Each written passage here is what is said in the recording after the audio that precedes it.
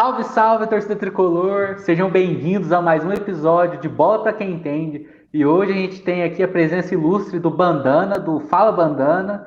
A gente está muito feliz que você está aqui com a gente. E eu já vou fazer a minha primeira pergunta para você. Quem é Bandana e como ele se tornou um torcedor tricolor?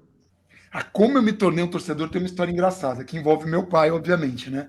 Meu pai, ele jogou bola profissionalmente. Então, desde quando eu era criança, eu sempre ouvi histórias do meu pai, porque ele teve um problema no joelho.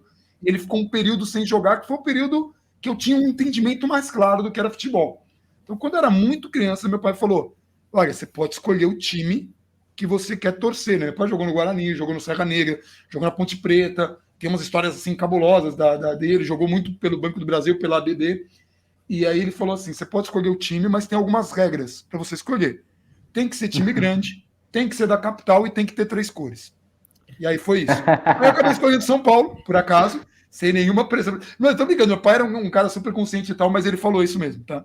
Exatamente com essas Genial, genial. Eu tinha o São Paulo mesmo, mas desde criança, né? É curioso, porque, tipo, é uma figura muito presente. As cinzas do meu pai, eu joguei no Morumbi, mesmo que ele não fizesse questão nenhuma dele. E tem 2 coisas muito curiosas. Eu tenho numa gaveta aqui uma foto do meu pai, que é a única pessoa que eu tenho foto na gaveta do meu pai, foto mesmo, né? Daquelas. Vocês lembram quando tinha papel? Eu sou dessa época. E do Zete. Eu tenho foto do Zete. E isso aqui é o dedo do meu pai, tem uma história ótima disso daqui. Essa história é muito boa mesmo. Essa história é muito boa. Tipo, cara, então assim, meu pai foi uma figura importantíssima para mim, me acompanhou, detestou quando eu falei que eu queria ser goleiro, porque eu gostava, né, da posição, e ele não queria porque ele foi a vida inteira goleador. Ele era um cara que fazia muitos gols. Ele brincava que na época dele todo mundo era bom, mas ele tinha vontade de ser canhoto.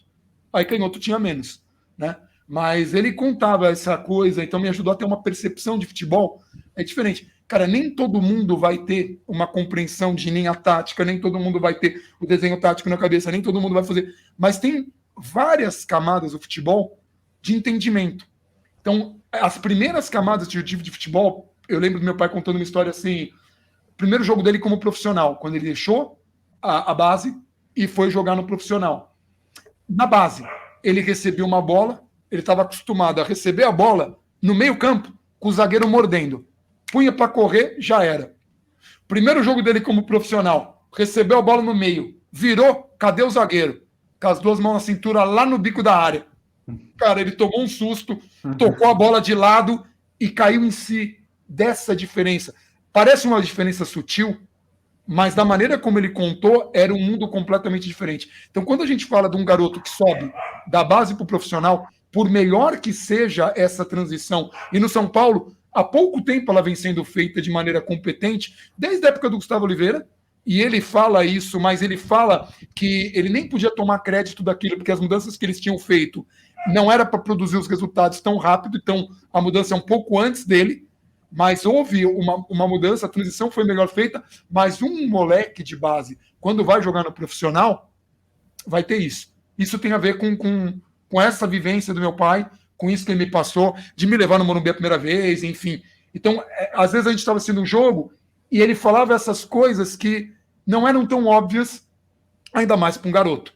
Era coisas que ele observava. E perfil de jogador que ele gostava, né? E aí acabou me contaminando. Jogadores que vestem a camisa como um Lugano, por exemplo. Porque quando eu era moleque, eu não tinha o que ele tinha. Habilidade. Ele era canhoto, eu sou destro. Ele tinha muita habilidade e eu não tinha. Então meu pai sempre falava para mim, para eu me mirar no exemplo de caras como Pintado, Chicão, Doriva, Lugano. Lugano eu tenho assim uma admiração incrível, porque é um cara. A frase do Crespo faz sentido nesse contexto. Mas quando eu fui perguntar para o Lugano o que era mais importante, se era o coração ou as pernas, né? Não foi desse jeito que eu perguntei, mas eu perguntei do coração, da raça, né? Do coração ou da técnica. E ele falou que você não pode ter técnica sem coração, não pode ter coração sem técnica, você precisa ter um equilíbrio. Claro que você vai ter um pouco mais de um, e esse um vai compensar o outro. Então, meu pai, com essa lição, essas lições que ele me dava eram lições de vida. Porque isso vale para o futebol, você tem que ter muita raça para compensar o que você não consegue fazer. Mas todo mundo tem 2 braços, 2 pernas, você vai fazer o que o cara faz. Você pode ter mais dificuldade, mas você vai fazer. Agora, você tem que batalhar para compensar isso na vida. Você tem uma deficiência, velho, combate. Vai pra cima. Então eu tenho muita admiração de jogadores que têm mais essa postura. Eu tenho mais dificuldade de lidar assim com jogadores, por exemplo, um Neymar da vida. Eu tenho mais dificuldade de lidar. Agora, tem um talento? Inegável que tem. Posso não me agradar da maneira como ele se põe, como ele se coloca, como ele dá entrevista. Muita gente no canal acha que eu sou. Você defende muito o Daniel Alves. Não gosto da postura do Daniel Alves. Mas eu não vou falar que não joga bola. Joga bola. Mas não gosto da postura, não gosto do discurso. E o discurso eu gosto menos ainda quando o cara. Olha que loucura da sua pergunta para onde a gente foi. Quando um cara que quer ser capitão de seleção, capitão de time, exemplo para molecada, não se representa. O clube errou com você? Cara, faz a tua parte. É a mesma coisa que eu cobro do torcedor. Faz a tua parte. Mas é isso, cara. Que pergunta. Aí o cara, droga, essa era a minha pergunta. O cara mata as perguntas da pauta. Mário? Bandana, primeiramente, obrigado por estar aqui na entrevista com a gente. É uma honra. Todo mundo que é muito, muito seu fã, igual o Couto disse. E a gente queria saber por que você criou o canal? Como surgiu a ideia de criar o Fala Bandana? Cara, isso é muito louco. Há muito tempo, eu tenho um vício que eu gostava muito de fórum de discussão. E eu participava de um fórum de quadrinhos, que era o MDB. Pô, gostava pra caramba e tinha uns caras muito malucos lá, mas ok. Eu fiz meu mestrado em História em Quadrinhos, pra vocês terem uma base. Então eu me alfabetizei com História em Quadrinhos. Então é muito louco, cara. Tem uma tatuagem do Capitão América aqui, porque eu sou muito fã de Jack Kirby. E a galera pensa que é um negócio nacionalista, mas é um negócio que, tipo, cara, 2 judeus escrevendo um cara combatendo o Hitler 1 ano antes dos Estados Unidos ir pra guerra. Pô, muito, né? Emblemático. Foda demais. Então eu tava num fórum de quadrinhos e pensei, pô, será que tem um fórum do São Paulo? E tinha acho que era o Tricolor Mania, que morreu, faleceu, que era do Rodrigo, e depois teve o Arquibancada Tricolor, que nasceu como um fórum. Depois virou canal, tudo. Nessa época do Arquibancada, eu falava, pô, podia fazer mais coisa.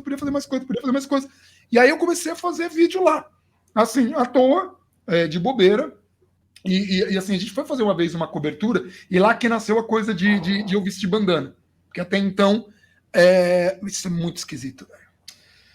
O Rogério Ceni fez os 100 gols, e aí eles lançaram o DVD. Convidaram a gente para fazer a cobertura. Que aí a gente já estava fazendo outras coisas no canal. A gente estava ali transformando a arquibancada em outra coisa, além de um fórum. Então já estava começando a ter site, começava a ter coisas de cobertura, a gente mostrava coisas e tal. Pô, vamos lá, vamos. Tá.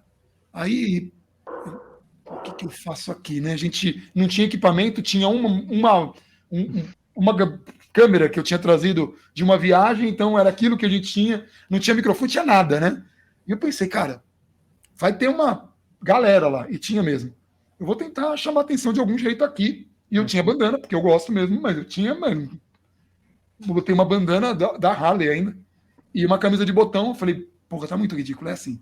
Era isso o chapéu de xerife, velho. Que bom que eu escolhi a bandana. Aí vamos. Eu tinha um chapéu de xerife. Por quê? Tem coisa que é pra ser. Por que é, né? Então, aí fui.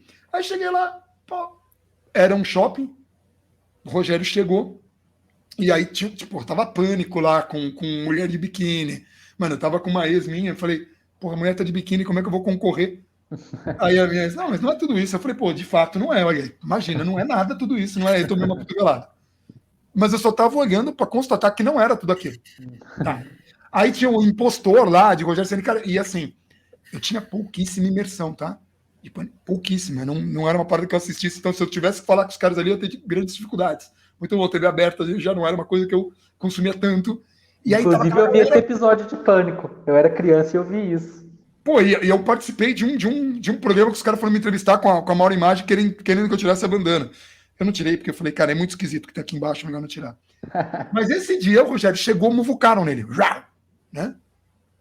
Do verbo muvucar. Eu muvuco, tu muvucas. Mano, não tinha condição de falar com o cara. Não havia condição. Ainda mais eu sem microfone, eu ficar pulando igual imbecil, tentando falar. Eu falei, gente, os caras vão passar o filme e vai ter coletiva.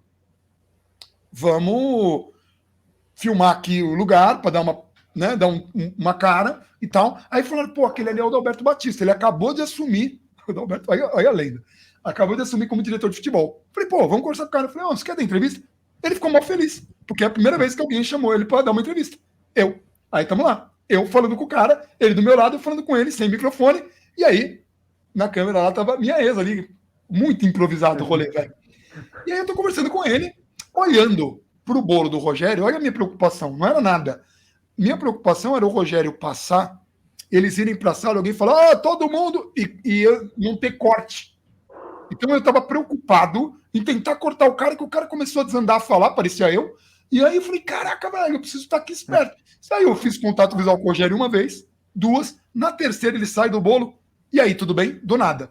Nossa. E aí, mano, eu olhei, Você treme na base. ultra profissionalismo, larguei o da Alberto e falei, cara, e aí, beleza? Dane-se, né? Aquela coisa super bacana, não recomendo, não façam e tal. Aí, então, eu falei, pô, a gente tem um fone e tal, não sei o quê. Aí o Rogério olhou, viu a câmera, falou, pô, você tava na entrevista, tava ali, desculpa, não sei o quê. Corta isso, corta minha pau, né? E eu joguei no Twitter, a repórter mandando, não sei o quê, e, cara, pegou de um jeito que foi uma parada que acabou virando, né, uma identidade. E aí era uma coisa assim, bandana era uma parada que eu usava sempre para ir pro estádio, porque já tinha virado uma identidade minha. Quando eu fui fazer a campanha do SCAF, foi há pouco depois da época do Sal Grosso. E, cara, explodiu muito. Os caras, é bandana, não é bandana. Saiu o Globo Esporte. Porra, aí eu trabalhei com o Duda Mendonça, velho. O Duda Mendonça me deu um diploma bandana. Porra, como é que eu mando o currículo? Bandana, velho. Já virou, é isso. E eu uso mesmo. Às vezes eu esqueço do mesmo. Chego aqui no capoto de bandana mesmo. É uma parte da identidade. Tanto que teve uma época que eu tava raspando meu cabelo zero. Agora eu tô com cabelo porque tem uma coisa chamada preguiça. Porque minha esposa falou, deixa um pouco o cabelo.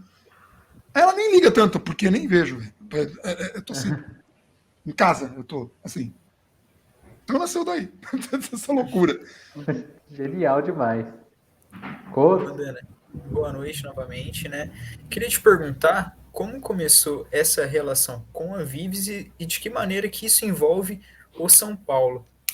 Como Cara, que qual que é a relação da sua relação com a Vives e com o São Paulo e com o canal também, porque a gente sabe que ela que coordena e você e o Gabriel bastante, ela que cuida dessa parte mais técnica. E como começou tudo isso?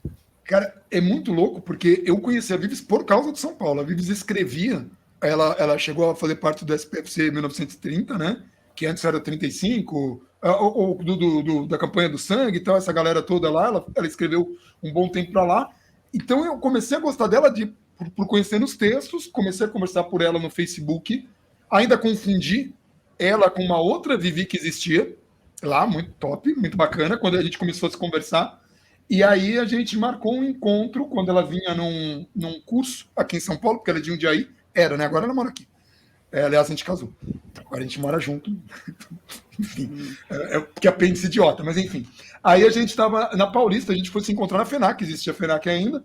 E, cara, isso foi muito legal, porque eu marquei com ela, fui na livraria e abri um livro lá e fiquei esperando que ela aparecesse. E ela ficou na porta.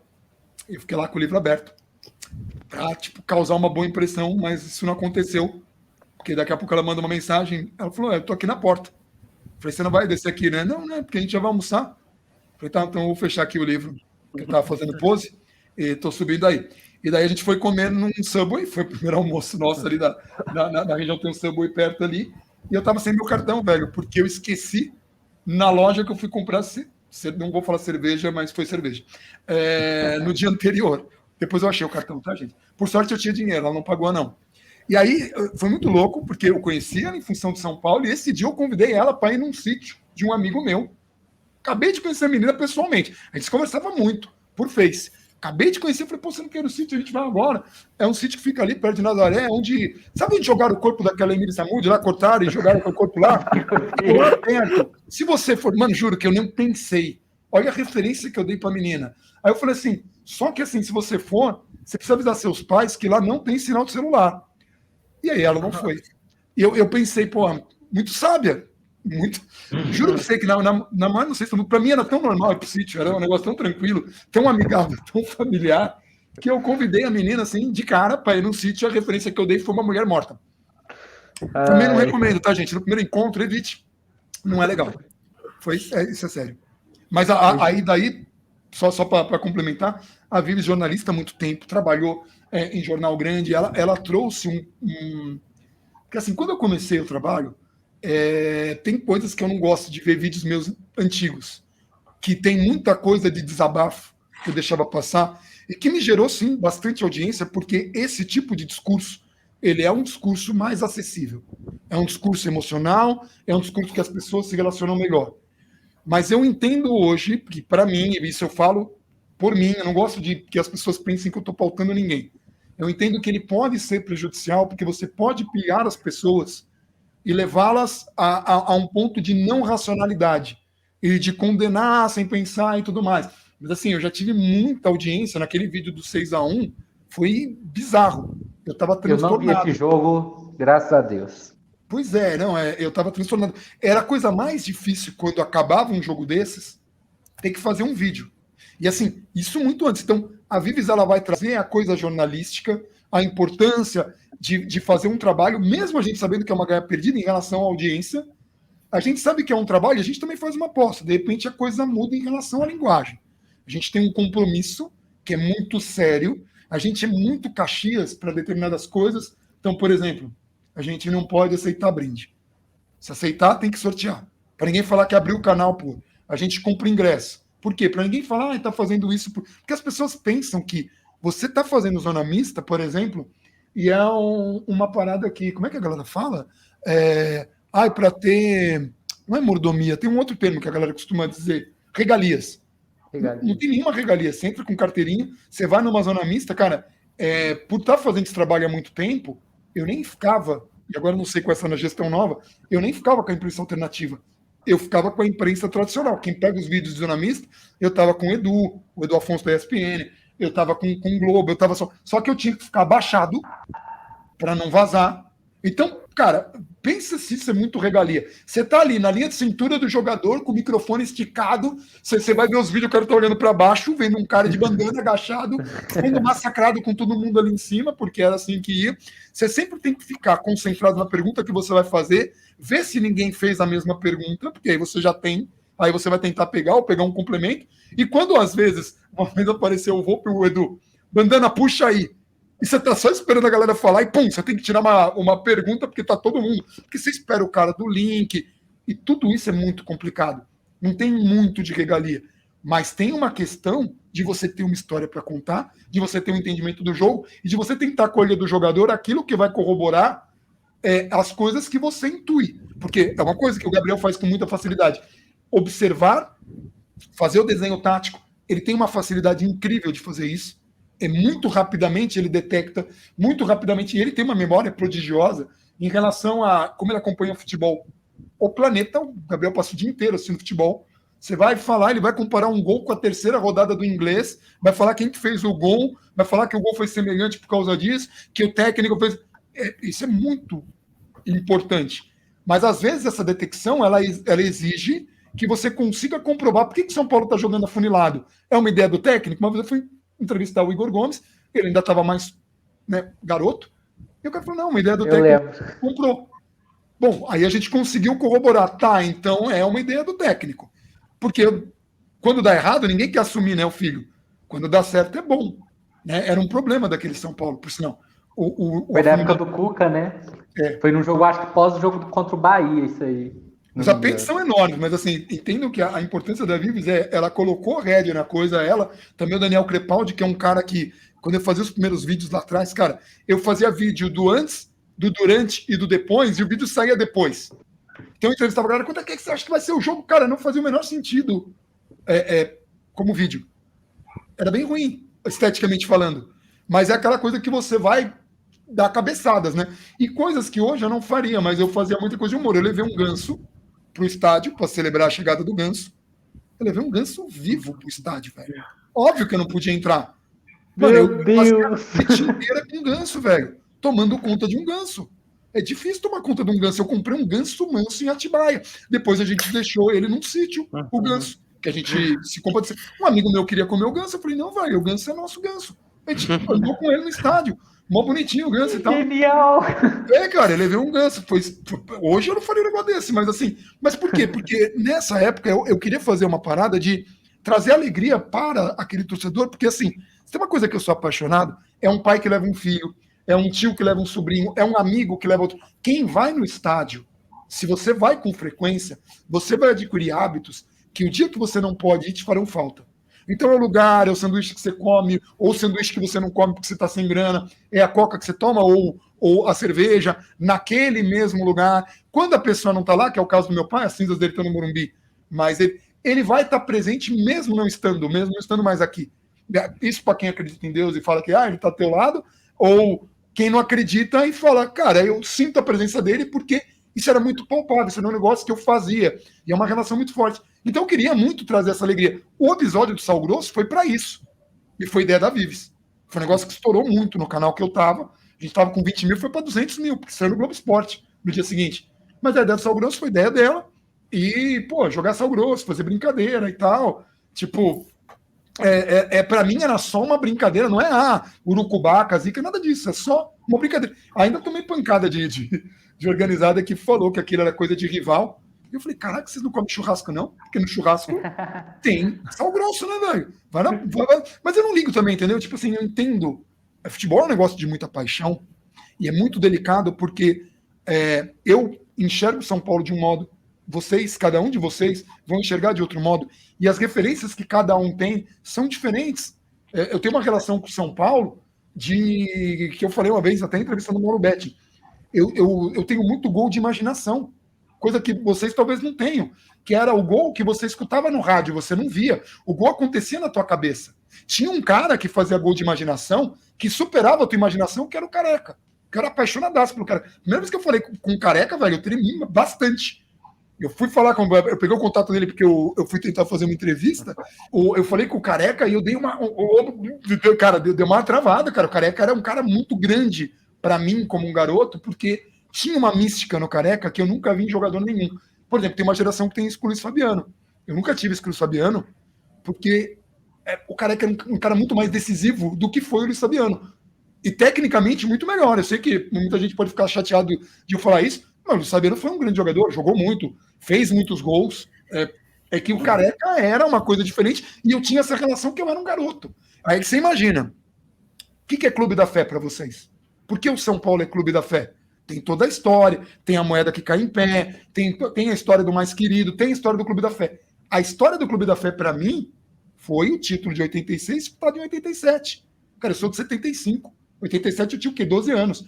Eu tinha chorado no título de 81, a gente tinha 81, 82. 82 São Paulo disputava muito com o Corinthians, os títulos paulistas, né? Quando o São Paulo perdeu o título, que eu chorei, porque a gente perdeu 2 seguidos, isso é sacanagem para uma criança. Você pensa, você perdeu um, você vai ganhar o outro.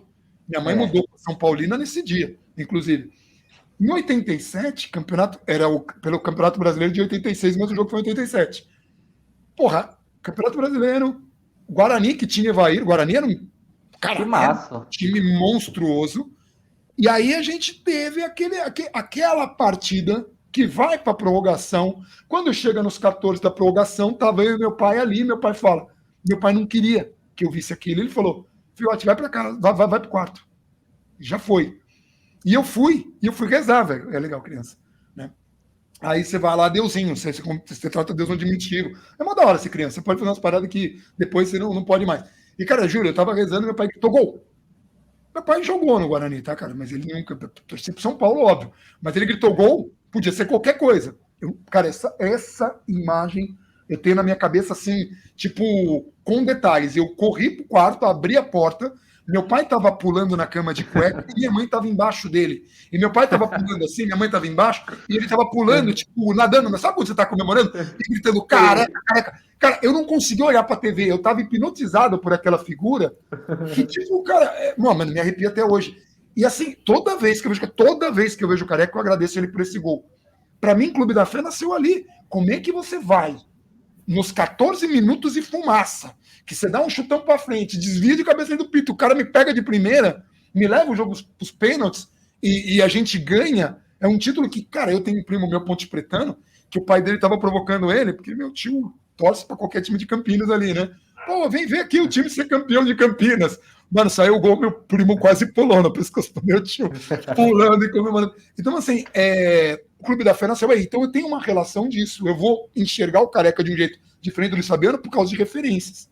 Quando você trabalha com cada um tem o seu São Paulo, é um desafio muito grande você se comunicar, entender que alguma pessoa pode receber de um jeito diferente, porque as referências são diferentes. Então, eu tenho uma referência de torcida, eu tenho uma referência de jogador, eu tenho uma referência de goleiro, eu tenho uma referência...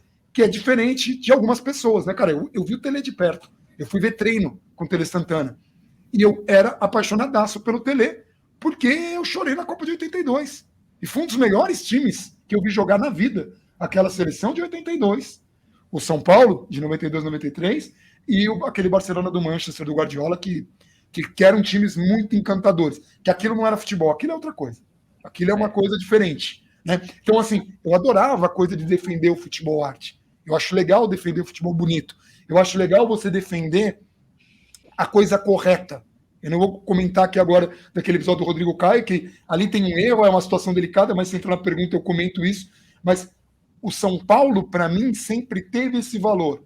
Se você pegar lá com o Alexandre Guismo, você vai ver na história que o São Paulo já chutou pênalti para fora muito antes de eu nascer, porque não concordou com a marcação. O São Paulo tem essa coisa. A honestidade era um dos valores. Meu avô começou a torcer para o São Paulo e eu fui perguntar para meu pai, por quê? Se ele é de 1910, antes do nascimento do São Paulo. Meu pai falou, porque o São Paulo era um clube muito ético. Seu avô admirava essa virtude do São Paulo. Então, quando você fala para mim do São Paulo, eu fico chateado quando eu vejo administrações, as últimas principalmente, que não correspondem à grandeza do time. Eu fico envergonhado de um time, de um dirigente que está devendo para um jogador e contrata outro. Eu fico envergonhado. Ah, mas isso aconteceu nessa gestão, na passada, na retrasada, porque são as mesmas pessoas tomando as mesmas decisões e levando o São Paulo para uma direção diferente do que São Paulo era. Veja o que o Gabriel fala mais de uma vez, o São Paulo que eu conhecia acabou. Quando a gente preteriu o Libertadores para focar no estadual, entendo, fila, tudo, mas aquilo tem a ver com uma percepção que eu tenho. Obsessão por Libertadores faz parte da São Paulinidade como eu a entendo, porque era uma obsessão que a gente tinha desde a década de 80. Projeto Tóquio, a gente tinha ainda na geração do Careca, cara. E quando a gente não conquistou ali, foi muito doído. Cara, quando 92 aconteceu, eu não acreditava. Quando o Zete pega o pênalti do Gamboa, tipo, o tempo parou, o mundo parou, você fica assim, cara, né? Foi do peso de 87. É uma emoção que traz, são memórias que eu tenho, assim, o sorriso do Tele no gol do Raí de 92, que é a minha definição de felicidade, o Zete pegando o pênalti do Gamboa, meu pai pulando no gol do Careca. Eu tenho mais memória do que o gol do Careca. Eu tenho a memória do gol do Careca, mas meu pai pulando foi mais forte a memória. Então é esse desafio todo. Alguém lembra da pergunta? Ninguém, né? Eu acho que era com relação a isso mesmo. A gente espera. Alguém volta depois, é legal que esse vídeo o cara vai ter que voltar e falar, mano, que viajada foi essa? Eram histórias, eu acho, que envolvendo você, São Paulo, a Vivi, seu pai, era isso. Lorenzo. Então, você já faz vídeo há um bom tempo, né, pro YouTube, faz os pós-jogos, faz vídeo, e naturalmente, trabalhando no mundo do futebol, você vai acabar recebendo muito hate, né, principalmente na internet, e eu queria saber como é que você lida com isso, se isso já te afetou pessoalmente. Cara, por incrível que pareça, eu tenho muita maturidade para lidar com essas coisas. Eu não sei, cara, eu trabalhei um período com sistemas de consórcio antes de passar para o Banco Central, na transição para o Banco Central. Nossa, era muito complicado. Eu dei aula para adolescente. Cara, é bem difícil. Eu também dei aula em faculdade, mas para adolescente é bem top, assim, porque a parada é muito sinistra, né?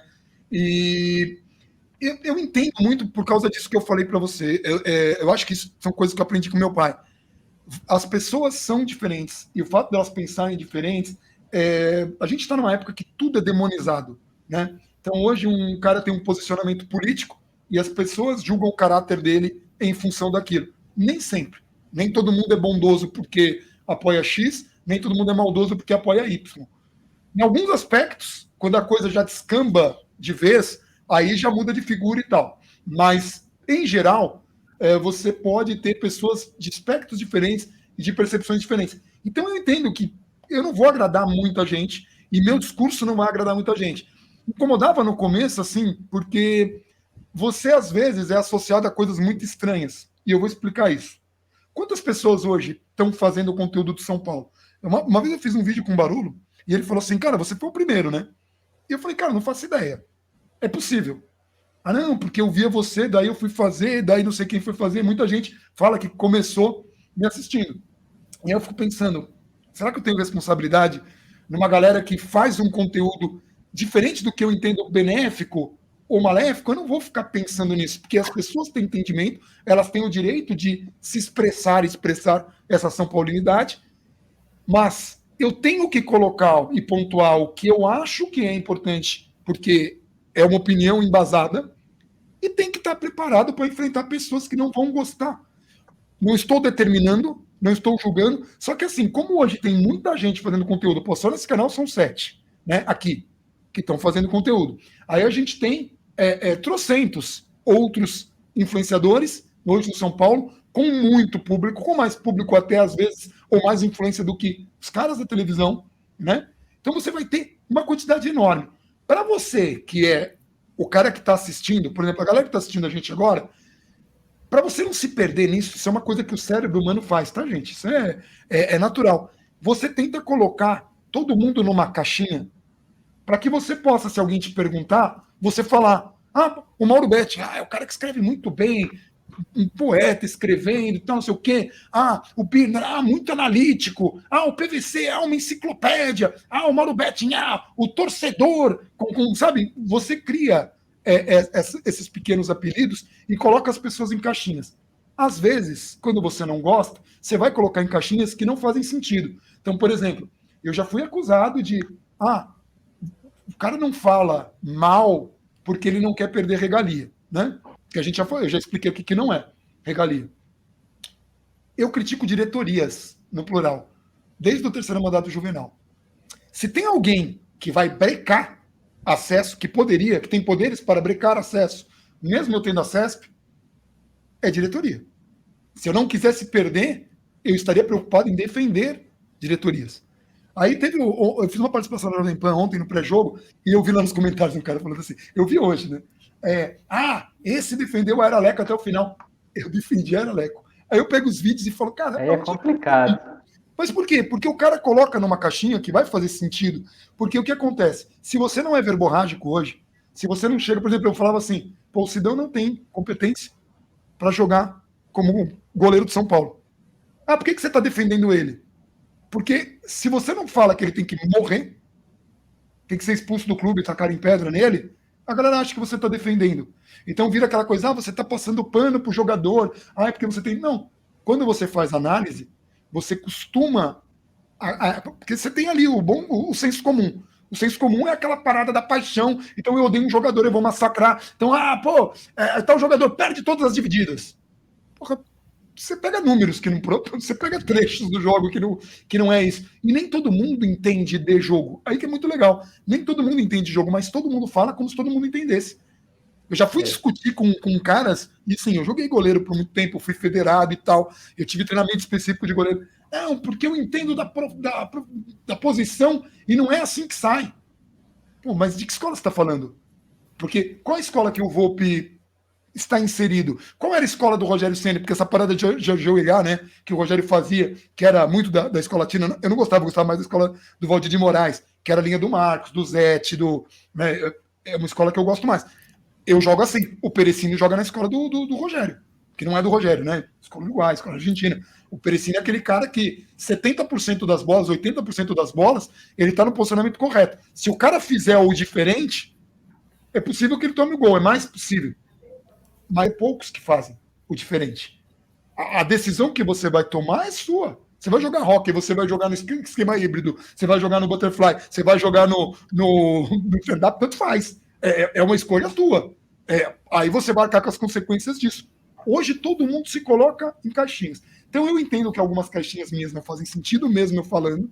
Eu já tive discussões com pessoas que você coloca fatos e a pessoa ignora os fatos. Às vezes encerra a discussão. Então, sim, tem gente que não gosta. Eu fiquei muitos anos, cara. Eu comecei a bloquear, acho que foi ano passado ou esse ano. Eu não bloqueava ninguém no Twitter. E a galera me xingava. Tô só esperando o bloco. Putz, cara, eu não bloqueio. Eu acho terrível bloquear, tá? Hoje eu bloqueio porque, infelizmente, às vezes a pessoa polui sua timeline e não te permite que você converse com pessoas que estão interessadas no que você tem para dizer. É só por isso. Porque eu acho fracasso da comunicação quando você não é mais acessível à linguagem. Pô, se alguém me encontra, eu vou conversar com o cara. E ele pode ter opiniões completamente diferentes. O Diniz é o pior técnico que passou na história de São Paulo. Pô, não é. O Diniz é o melhor técnico que passou na história de São Paulo. Não é também. Eu não sei nem se é bom ou ruim, porque eu analiso trabalhos. O Cuca fez um bom trabalho na primeira passagem dele no São Paulo, ou pelo menos eu considerei assim. Eu tenho um afeto por aquele jogo do Rosário que ele deixou a galera em campo. Aquilo foi especial para mim. Mas a segunda passagem dele foi péssima, foi horrível, foi de modo que ele pediu para sair. Mas a galera tinha uma simpatia por ele, porque enxergava essa nostalgia, eu entendia isso. Mas quando eu falava, pô, o cara não tem condição, pá. A mesma coisa do Diniz. Eu não gosto muito dos discursos do Diniz. Acho que ele viaja muito, em algumas coletivas viajou demais, mas fez um trabalho legal. Agora, se você falar isso, olha lá, tá defendendo o Diniz de novo. Não é nem questão de defender, que é uma questão de fato. Ah, mas não quer ser campeão? Aí eu não sei. Aí não me cabe isso. Não me cabe julgar a pessoa. E pode nunca ser um técnico expressivo, pode ser um fracasso a carreira toda. Tá fazendo trabalho ok no Vasco? De repente. Aí as pessoas já colocam num rótulo. Ah, o Diniz sempre começa bem e sempre termina mal. Da onde sai isso? Porque você ignora todos os contextos, é como se tipo, o futebol fosse uma parada meio mágica. É o mesmo rótulo que o Tele tinha. O cara entra e ele começa bem. Cara, o fim de técnico é sempre ruim. Porque se não for ruim, ele fica para sempre, né? Então, exatamente. Se você pegar a decadência dele, entendeu? Ah, mas o cara nunca conquistou nada. Eu não sei se ele teve condições de ganhar qualquer coisa. Eu não sei se ele teve. Nas equipes que ele jogou, não sei se teve. No Atlético Paranaense, é verdade que o sucessor dele fez um trabalho menor que ele. Mas aí foi no Corinthians e fez um trabalho muito ruim.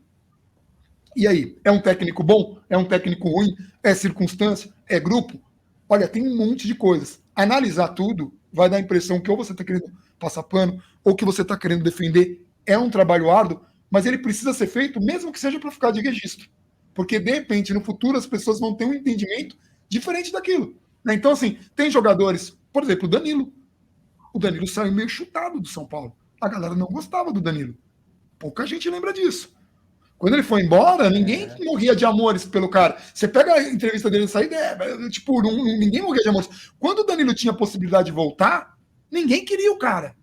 E quando era disputa ele e o Washington, a galera foi no Washington, velho. Que erro bizarro. Que nenhuma situação escolheria o Washington ou o Danilo, mas nenhuma. Nenhuma, de jeito nenhum. Nunca. E o Danilo, quando foi pro rival, ainda falei, mano, os caras vão ganhar Libertadores com esse cara lá. Vai punir a gente. Por quê? Mas o Danilo sempre foi bem São Paulino, né? Antes. Sim, muito, muito. Hoje ele tem tatuagem do rival porque lá ele foi recebido de uma forma... Por que as pessoas não gostam do Danilo? O Danilo era frio. O Danilo não era um cara que dava carrinho e vibrava. Em teoria, eu não deveria gostar do Danilo, mas eu entendia o papel do cara. É diferente você estar jogando contra o Peñarol e tá frio o suficiente para acertar um chute, um pombo sem asa. Porque meu pai me ensinou isso de pequeno, eu tinha um ídolo que acabou indo pro rival também, chamado Everton. E meu pai falava para mim, esse cara não tem medo de chutar. Parece engraçado isso, né? Tem jogador que tem. Você pega a primeira final do Chicago Bulls e o jogo vai para prorrogação, e na prorrogação da final ali, se a minha memória não me trai, praticamente quem fez os pontos foi o Michael Jordan. Tem gente que diz que o Pippen talvez fosse tão talentoso ou até mais que ele. Mas o Jordan tinha essa coisa de não ter medo de ser o jogador decisivo. É uma outra coisa que eu admiro muito. O Danilo tem isso. Tem jogador, cara, que às vezes na hora de chutar, o cara não tá com confiança, tem um pouco de receio. Eu posso pegar o exemplo do Careca. 1986, Brasil e França, pênaltis. Por que o Careca não bateu o pênalti? O Zico tinha perdido. O Sócrates perdeu também nas decisões. Aquela bala. Ele não quis bater. Ele não gostava de bater. Tinha que ter batido. O Júlio César bateu a bola na trave. E ele saiu chorando e falou, por que eu que tinha que bater? É porque alguém tinha que ter coragem de bater. Ah, mas você não adora o Careca? Sim. Foi importantíssimo no São Paulo, foi importantíssimo no Napoli. Foi um dos centroavantes mais brilhantes que eu vi, habilidosos, assim ao extremo, junto com o Van Basten, mas o Van Basten se machucou cedo. Então, você pega tudo isso, você vai ter referências. Agora, o fato de não ter batido o pênalti em 86, eu não vou tirar isso da história porque eu sou fã do cara, porque me emociono quando vejo ele. Isso é fazer uma análise, isso é tentar ser o mais honesto e objetivo possível ao fazer uma análise. Devia ter batido em 86. Não era pro zagueiro bater. Entendeu? Quase fez gol do outro lado, o Júlio César. Porque aquela decisão por pênalti. Aquela decisão por pênalti eu tenho também muito na minha memória, porque minha mãe se trancou no Jardim de Inverno sem querer. Aí quando o Platini perde pênalti, minha mãe foi tentar sair do Jardim de Inverno pela janela, me bateu a canela e caiu. Sério. Nossa. Foi um negócio... Copa foi do aquele mundo dia para dar tudo errado. Copa do Mundo era uma parada muito sinistra naquele período, e aí, assim, quando a gente veio... Eu tive muita dificuldade de me relacionar com o Brasil do Lazzaroni, com o Brasil do Parreira mesmo. Mesmo que o Guardiola tenha se baseado muito no esquema dele, mas me faltava Tele. Me faltava esse compromisso com o futebol, que todo mundo quer um futebol bonito. Veja, não se iludam. O Tele mandava bater pra cacete, tá? Isso os jogadores até falam, assim, abertamente em entrevista. Não é que o cara é um santo, ninguém é santo. O cara era um gênio, pra mim não tem igual. Tele Santana era uma coisa de outro planeta, porque ele era muito rígido, ele era muito correto, ele cobrava muito, e que bom que ele teve a redenção dele. Né? De novo, eu vou falar. Merecia. Definição de felicidade para mim é quando o Rai faz o gol de falta, que ele levanta do banco e aquele sorriso que ele abre. Poucas vezes eu vi o Tele sorrir daquele jeito, nunca. E sim, ele tinha tomado mais medicação. Estava um pouquinho abalado, essa história todo mundo conhece, e ela é real, ela é verdadeira, levemente. Eu trabalho na volta no ônibus. Não sei se eu podia ter falado isso, agora eu falei.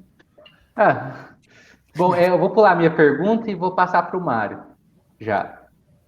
Bandana, levando em consideração todo o contexto político atual e essa discussão sobre separação social do futebol, você acha que a maneira proposta pelo Dr. Rodrigo Monteiro, você acha que ela é o único modo que a gente tem de sair dessa bolha incrivelmente ruim que o São Paulo se tornou em questões administrativas?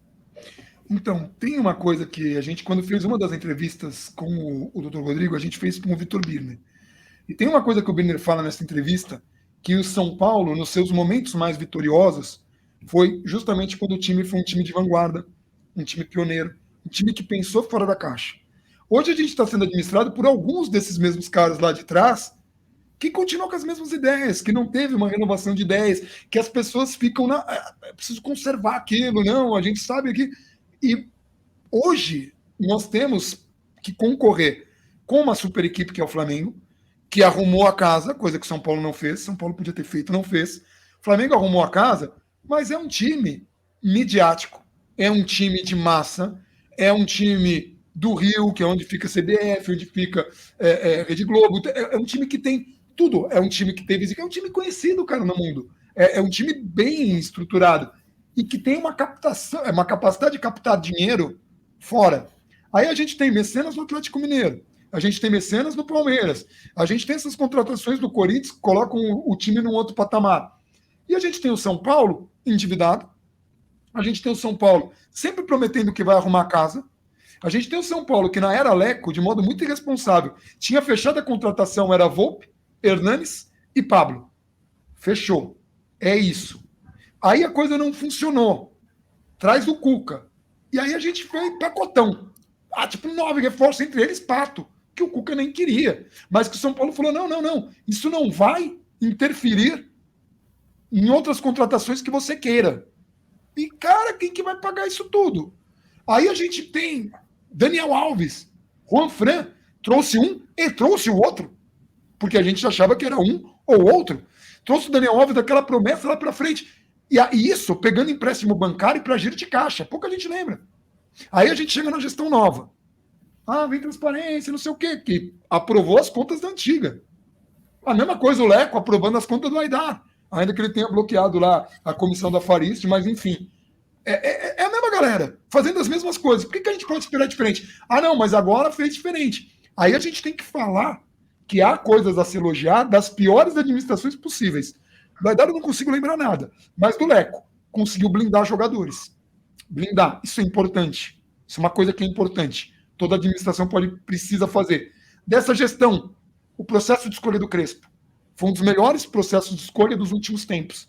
Por quê? Contratamos um técnico que conversava com o antecessor. Mas eu odeio o Diniz, então tudo bem. O Diniz tem um estilo que é semelhante ao de Crespo, que conversa com o Crespo. Eu penso que o Crespo é mais complexo que o Diniz, no sentido de ter mais verticalidade, de ter mais objetividade, né? De ter mais expediente, ainda que ele não esteja conseguindo mostrar. Tá? Mas o Diniz conseguiu fazer grandes evoluções. O São Paulo de antes do Crespo era, um dia você tinha o Dorival, no outro dia você tinha a Aguirre, no outro dia você tinha caraca, me fugiu. Jardine também, Jardine. Cuca. Não, então, e depois Cuca. Cara, esses 4 técnicos não tem nada a ver um com o outro. Você sai de um Osório pro Bausa, não tem nada a ver. E aí era aquela coisa pior. Por quê? Você pega quando assume o Aguirre vem do Dorival, é isso, né? Que não conversa. O Dorival pede 2 jogadores velocistas. Nossa. A galera traz Trellis e Nenê. Sério, parece Diego Souza. Diego Souza também, né? Tá The Office, assim, né? É piada. Eu quero jogadores rápidos. Ele pede jogadores da base para subir. Os caras falam, não. Então tá. E obrigam o cara a jogar com titular no Campeonato Paulista. Dorival não queria. Isso eu falei com ele, conversei com ele. Quando ele já não estava mais no São Paulo, eu falei, olha, eu lamento que você tenha sido obrigado a ter colocado o time, depois de perder de 1-0 do São Bento, colocar titular no dia seguinte, no jogo seguinte. Ele falou, eu também. Diego Souza e Cueva não tinham feito nem pré-temporada. Então, assim, esse processo de escolha errado, obliterado, que você ia de um reativo para um propositivo, normalmente montava o time com um técnico, mandava ele embora, trazia o cara com as peças erradas, um técnico que tinha outra visão, isso se encerra nessa gestão. Então tem coisa para você elogiar nessa gestão. Agora, o que essa gestão fez? Devendo para o Daniel Alves, contrata um jogador para posição para pagar o que estava devendo. Ah, mas só ia pagar no ano que vem. Você chega para o Daniel Alves e fala, vou pagar o ano que vem. Não era melhor? Ah, mas eu detesto o Daniel Alves. Tudo bem, velho. Mas paga o cara. Essa é a tua responsabilidade como clube. Assim como o jogador tem responsabilidade, eu já falei aqui, estou repetindo, de se representar. Indesculpável o que ele fez. E eu detesto os discursos que ele faz fora. O batuque, ou essa coisa, essa visão que ele tem de futebol. Ajuda, né? Não gosto. Mas eu não vou deixar isso contaminar a análise em jogo. Na temporada passada, jogando no meio, que a imprensa detesta, ele botou o Gerson no bolso em todos os jogos com o Flamengo que a gente fez. Ele jogou contra o Atlético e goleou. Ele é um craque, não adianta. Ele joga, ele eleva a galera, só que ele é coadjuvante. Ele é aquela escada muito boa. Ele não é o cara principal, mas é um cara que eleva. Gostar ou não gostar, não querer no time, para mim, nenhum problema. Eu comentei aqui antes da gente começar a gravação, eu tenho um amigo meu, que é uma referência musical minha, o cara é músico, e ele é headbanger, ele não gosta de Led Zeppelin. Ele fala, mas os caras são muito bons, musicalmente são muito bons, os caras tocam muito, eu só não gosto. Não gostar, não querer no time, é teu direito. O que eu não acho direito de ninguém, e é com essas pessoas que eu acabo discutindo, mas eu nunca estou atacando pessoas, estou atacando argumentos, você deixar isso contaminar o que acontece dentro de campo, porque daí a gente não consegue chegar a um bom senso de quem trabalhou bem e quem trabalhou mal. Dorival, não sou fã, mas fez um bom trabalho no São Paulo, nas condições que tinha. O Aguirre, eu não gosto do estilo, mas fez um bom trabalho, eu não gosto do estilo reativo. Bausa também, quase que a gente conseguiu uma Libertadores com Bausa. O Osório, eu gosto do estilo, fez um bom trabalho. São Paulo vendeu trocentos jogadores, a ponto do Rogério reclamar publicamente, e ninguém lembra disso, porque a galera não gostava tanto do Osório, achava pardal. Agora, quando foi o Rogério que o São Paulo vendeu jogadores, aí isso tinha um peso. Só que quando vendeu jogadores, o Rogério já tinha se eliminado de tudo. Adoro o Rogério, hein? Uma figura gigante no São Paulo, sempre muito carinhoso comigo. Não fez um trabalho bom como técnico no São Paulo, fez um trabalho muito bom no Fortaleza. Não fez um trabalho tão bom no Cruzeiro, mas lá os caras obliteraram ele. No Flamengo, eu não acho que era para tanta crítica. Eu acho que o Rogério tem problemas. Acho. Tem problemas como técnico. Mas também acho que o Rogério é muito inteligente e vai superar isso como ele fez com tudo na carreira. O cara não virou um dos maiores batedores de falta da história à toa. O cara é obstinado. Se eu fosse me arriscar, e eu vou fazer isso com muita humildade, a dizer qual seria aí o problema do Rogério, talvez seja, a relação dele com grupo. Eu penso que o Rogério tem um defeito de achar que todo mundo é como ele. Todo mundo quer ganhar. Todo mundo quer ganhar acima de tudo, todo mundo está focado em futebol o tempo todo. Jogador de futebol, infelizmente, não é assim. O cara está focado na balada, o cara está deslumbrado, o cara quer jogar videogame, o cara quer fazer outra coisa. E o jogo é o jogo. Às vezes, alguns até sentem mais o jogo do que outros, mas sentir como o Rogério Ceni, que ficava P numa final, que o cara ia tentar melhorar, que o cara fazia o que fosse possível para ganhar, não é todo mundo. Então, às vezes, isso pode atrapalhá-lo, porque ele pode cobrar de alguns jogadores coisas que não são tão óbvias, né? Mas, de novo, com toda a humildade do mundo, porque eu sempre acho que o Rogério acabará em algum momento voltando se ele quiser continuar a carreira dele como técnico. É muito comum. Hoje a gente já teve, porque a gente está gravando esse vídeo na segunda-feira, dia 4, você pode falar, né? Então, hoje já tinha uma especulação lá, Crespo que ia, que não ia. Eu nem acho que o Crespo estava correndo risco. Eu acho só que foi ali também é um pensamento que é só baseado em especulatório. Então, para mim, foi uma coisa ali de testar o canal e também de dar uma fortalecida. Falou, não, a gente segurou o cara aqui e tal. Porque, para mim, não faz sentido. Nós estamos pagando um preço muito caro de decisões que a gente tomou lá atrás. E que eu repito esse discurso, e não é porque eu quero estar certo, não é porque... É porque, cara, é ciência.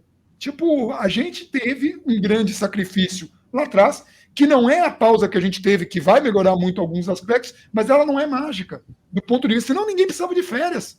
Se o jogador de futebol, o jogador ou atleta pudesse jogar na quantidade que a galera acha que pode jogar aqui no Brasil, isso ia ser assim no mundo inteiro. Jogo é dinheiro. Os caras preservam os caras porque sabem que a qualidade do espetáculo vai ser outra. Jogador se joga sequência direta, sem rodagem, ou vai se machucar, ou vai perder desempenho. Quando perder desempenho, o que acontece naquele torcedor que não tem tanta imersão? Ai, faltou raça. O Corinthians empatou, arrancou um empate aos 50, lá, os caras correm.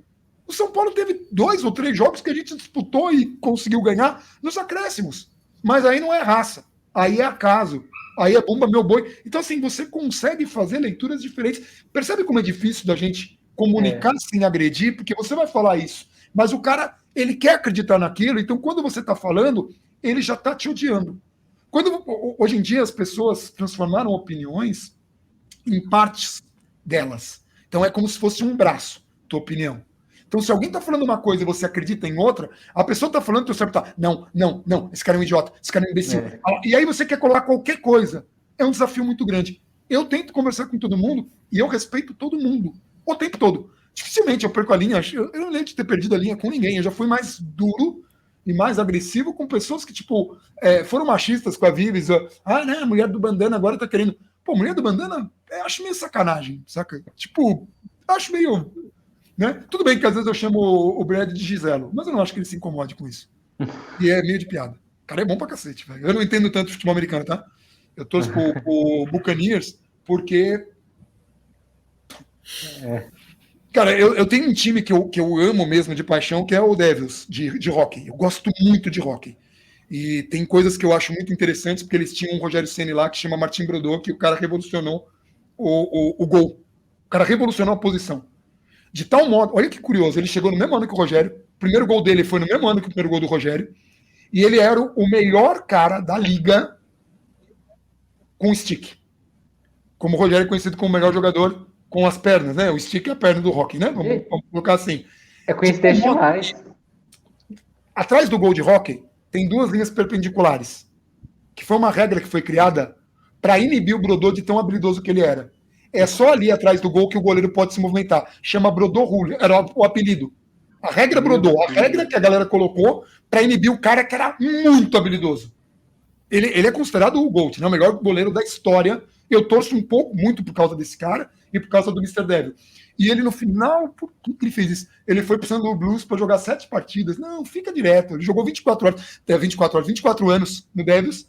3 títulos que o Devils tem foi com ele. Tem uma estátua do cara, hoje, na frente do ginásio, quando eles aposentaram a camisa dele, que é a 30, né? É comum um goleiro jogar, que por acaso é o ano de fundação de São Paulo. As cores, hoje é vermelho, branco e preto, mas era vermelho, verde. Tinha verde. Vai fazer o quê? Eu não torci pro Celtics há muito tempo, então tanto faz. Torci por causa de um jogador que eu tenho muita admiração, que é o... só uma cor, gente. É diferente de usar o uniforme do adversário. E assim, nem me fala disso, cara. E é outra coisa que a gente tem muita polêmica, que é como engraçado quando tem paixão, a gente defende coisas que não deveriam, que são indesculpáveis, né? Eu acho indesculpável o Daniel Alves não se apresentar. Acho indesculpável o cara vestir a camisa do rival. Mas, jamais eu vou falar que o cara jogou mal porque é um bom zagueiro e vem jogando em alto nível e é um dos melhores zagueiros que a gente tem, isso que a gente tem Miranda, isso que a gente tem... Exatamente. Então, assim, não pode contaminar, você tem que ser honesto, é só isso. Honestidade é um compromisso. Agora, também, você não é uma regra. Você não quer ser, também tanto faz. Tipo, eu acho que a internet possibilita tudo. Agora, pô, não queira chamar de desonesto quem tá sendo honesto, só porque você tá irritado. Entendeu? Que aí é mais complicado.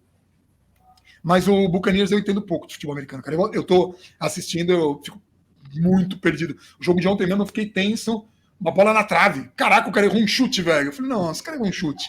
Entendeu? E eu torço pro Buccaneers porque Quando os amigos meus estavam com o negócio de torcer para um time, eles escolheram o Giants. Muita coragem. Escolher uma franquia de Nova York, né?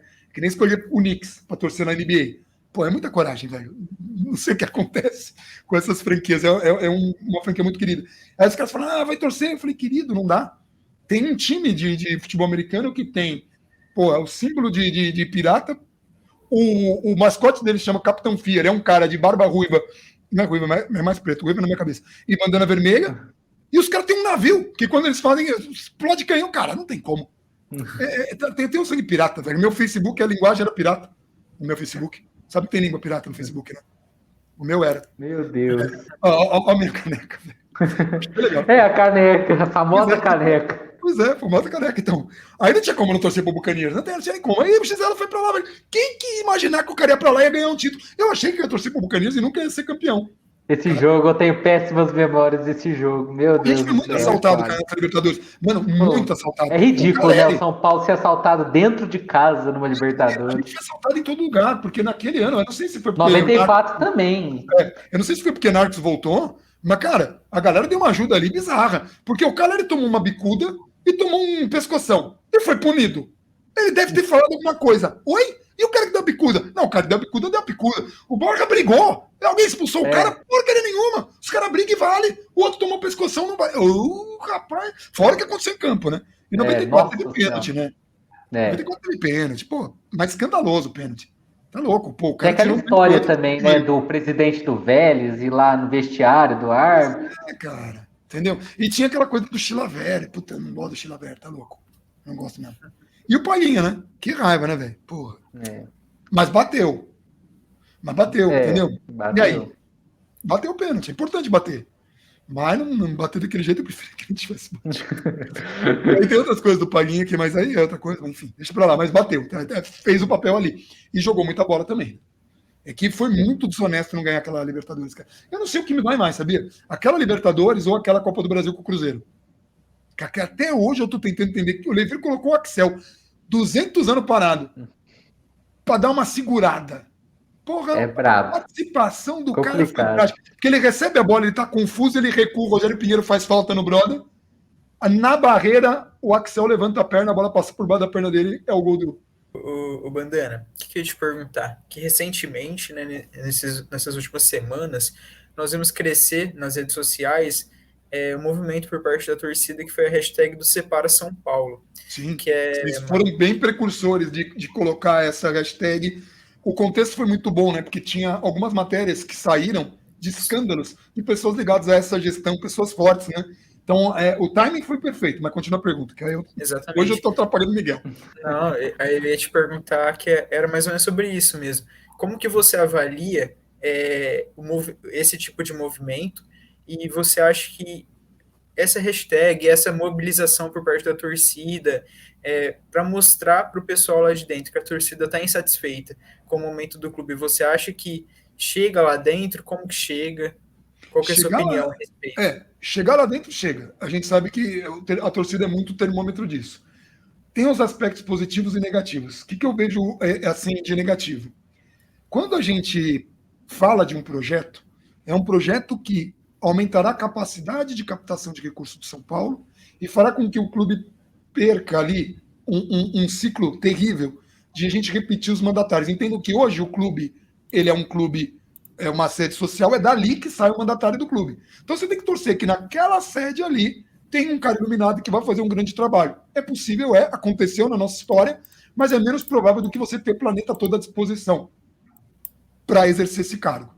Agora, o que eu vejo de negativo é, quando você oferece uma solução, as pessoas normalmente entendem a solução como uma coisa mágica, mística, totêmica, que vai resolver todos os problemas do dia para a noite. Isso não acontece em nada. Por exemplo, isso acontece com o técnico que chega o Crespo, agora é o Crespo, ou o Daniel Alves, agora é o Daniel Alves, ou o Volpe, agora é o Volpe. E depois, quando essas expectativas não são cumpridas, a galera vira, né, fica toda uma frustração muito grande. O projeto é muito bom. O Dr. Rodrigo é um cara que é sócio de São Paulo, conhece os membros do clube, fez tudo para blindar e pegou o melhor modelo possível, adaptou para a realidade brasileira, conhece toda a estrutura. possibilitou que o social tivesse ali grande força, até na captação de recursos, para não acontecer essas coisas. O clube está devendo 12 milhões, o social. E aí, quem vai pagar? É o futebol, evidentemente. Então eu vou cancelar sócio torcedor. Não, querido, pelo amor, a gente já está sem dinheiro. Não cancela. Eu critico diretoria, eu pago o plano maior do sócio torcedor e ainda estou pagando o sócio do clube para ver se eu consigo levar essa ideia, fomentar essa ideia lá dentro.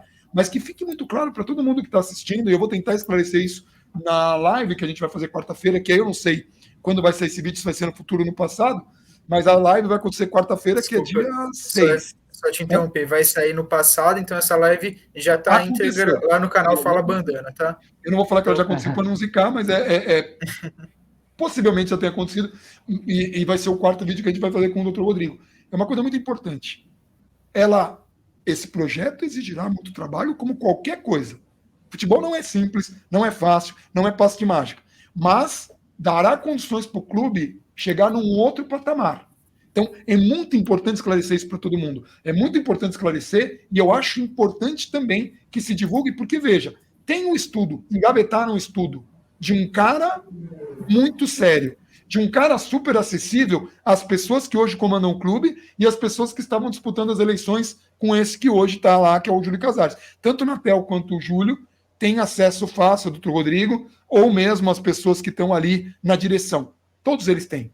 O cara fez o estudo está lá, foi engavetado, o estatuto previa que o estudo fosse para frente, não foi.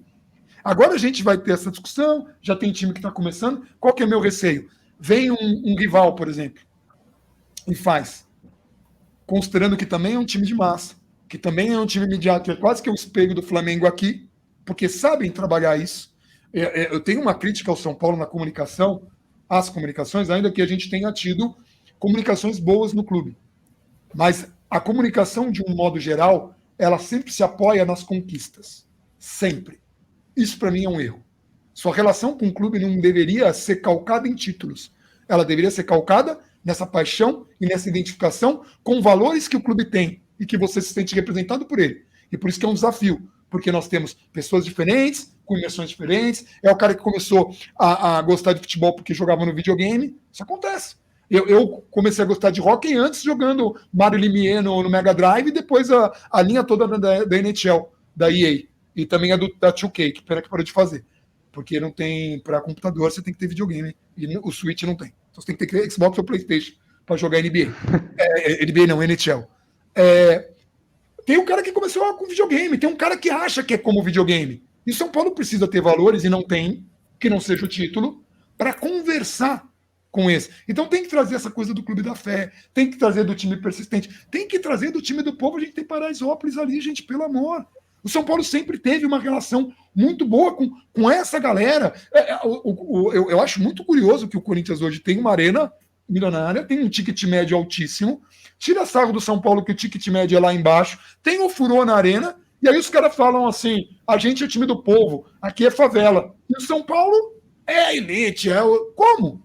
Se a gente tem um ingresso com ticket médio menor, será que a gente não é mais popular? Por que a gente não consegue abraçar isso?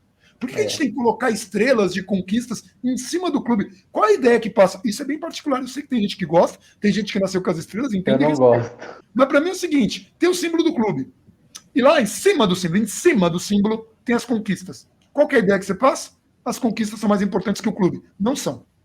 Teu amor pelo São Paulo não deveria ser maior ou menor. Eu tenho muito receio quando alguém fala assim, tenho vergonha de vestir camisa de São Paulo numa derrota. Eu nunca tive vergonha. Nunca. No 6-1 no dia seguinte eu estava de camisa do São Paulo. Nunca tive vergonha. Eu tenho vergonha de algumas coisas que acontecem, de mandatários, ou de um jogador, ou de alguma coisa que não represente essa identificação que eu tenho com o clube.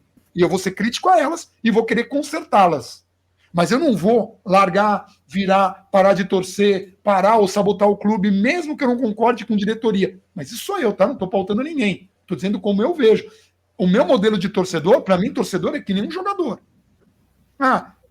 Vocês achariam justo o Daniel Alves fazer corpo mole porque não está sendo pago? E aí eu pergunto, é justo o torcedor vaiar o time durante o jogo porque não está ganhando? Ou porque não trouxe o jogador que quis? Para mim, durante os 90 minutos, o papel do torcedor é empurrar. Não gosto dos caras que estão lá, não interessa. Não gosto do presidente, não interessa. Acabou o jogo, quer xingar o presidente, ou antes da partida, quer fazer teu protesto, quer cobrar, quer ser efusivo, eu não tenho nada contra. Acho que todo mundo tem sim que cobrar. Tem todo o direito. Mas na hora que tá correndo, a hora que o jogo tá rolando, cara, é todo mundo gritando. É assim que eu enxergo o futebol. Eu acho que a gente inclusive, tem que ser agora contra Santos e Corinthians. A nossa torcida tem que empurrar. E seria lindo que a gente tivesse isso sempre, cara. A gente já teve assim, contexto de quando a gente foi eliminado pela Ponte Preta. A Ponte meteu uma bola na trave, a torcida ficou. Por quê? Porque já tá traumatizada. Não pode, grita, não interessa. Mesmo que você não acredite, grita. Tá tomando goleada, você vê, isso acontece muito em torcidas latinas, né? Argentina, Uruguai, os caras têm essa parada. Eu queria que a gente tivesse um pouco mais disso, mas isso é um sonho meu. E é uma coisa que eu sempre vou defender no canal como uma obrigação. Assim como eu acho que o jogador tem que sempre se entregar em campo. Eu acho que ele tem que cumprir as obrigações dele. Viu, Daniel Alves? Você tem que se representar. É uma parada que você tem que fazer. Mas o clube foi injusto comigo, ia pagar, não pagou, os caras divulgaram valores e eu não queria que tivesse divulgado. Ok. Os caras podem estar muito errados. Podem ser os caras mais errados do mundo. Mas você tinha uma obrigação. Como capitão de time, como exemplo, como o cara que queria trazer o São Paulo para um outro patamar, colocar na vitrine do mundo, né? Parecia até o meme daquele menino lá, Caetano ao fundo, vitrine para o mundo. Você quer ser isso daí tudo, querido? Então, você tem que fazer a tua, que é se representar. Porque quando você não se representou, o mundo inteiro estava olhando. Em que patamar você colocou o São Paulo? É indesculpável. É indesculpável. Se um dia encontrar ele, eu vou falar, cara, indesculpável o que você fez. Mas quem é você? Ele vai perguntar. Eu vou falar, eu sou Bandana, nem nada demais. Eu sou Bandana, olha aqui. Jornalista, eu sou Bandana. Nada demais, é isso que eu sou. Mas entenda, eu não acho que eu tenho que ter um patamar também para se cobrar. Ninguém é. Sabe, às vezes as pessoas têm uma percepção errada de achar que eu considero minha opinião mais importante que a de alguém que está ali assistindo. Porque, você faz o vídeo. Eu faço o vídeo. Às vezes uma pessoa ali no comentário pode observar uma coisa que eu não percebi, ou pode fazer uma colocação que me faz pensar de um jeito diferente, ou pode entender mais de futebol do que eu. É que na internet, você, quando está lá fazendo vídeo, você tem que ser o cara mais sabido do mundo, porque há uma autoridade pautada em conhecimento. Cara, você tem que ter conhecimento, você tem que estudar. Você não vai saber tudo, você vai fazer um curso para complementar alguma coisa, você vai observar pessoas que sabem, você vai tentar absorver mais futebol. Não no nível tipo Gabriel Perissini, que, caraca, velho, não é saudável. Tô brincando. Mas assim, é um cara que eu admiro muito nessa coisa. Tanto que a análise eu deixo total. Na hora que eu falo, mano, o que você viu, o que você não viu, porque o cara tem essa percepção, ele traz um contexto. E o que eu tento fazer? Eu tento trabalhar a comunicação para que o nosso discurso tenha menos rejeição do que tem. E tem bastante, porque em alguns momentos eu acho que a gente perdeu a mão no sentido de vem uma avalanche, cara. Por quê? Porque a galera tá toda apaixonada e frustrada. Quando tá frustrado, você quer massacrar todo mundo.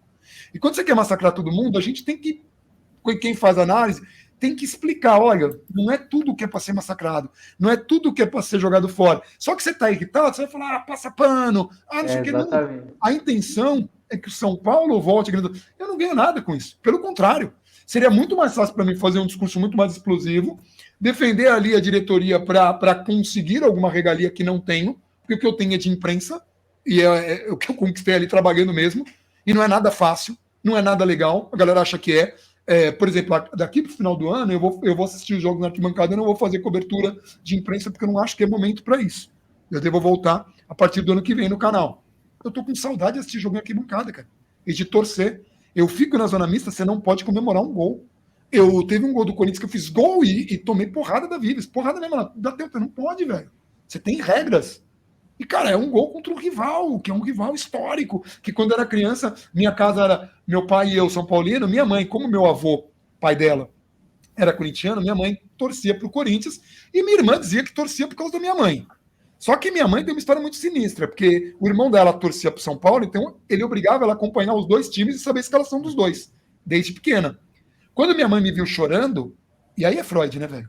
Porra, não tem nada maior que amor de mãe, filho, filho e mãe, né? Tipo, é o cordão umbilical, porque isso do Freud tem esse rolê mesmo, é muito. Todas as tuas relações de vida são definidas pela tua relação com a tua mãe. É muito sinistro. Tá? E eu poderia me alongar nisso, mas não vou, porque a galera vai falar, não vamos falar de psicanálise ao fim do campeonato. Mas o lance é que minha mãe mudou ali, e não foi muito difícil para ela, porque ela já gostava do São Paulo. Hoje minha mãe não gosta do rival.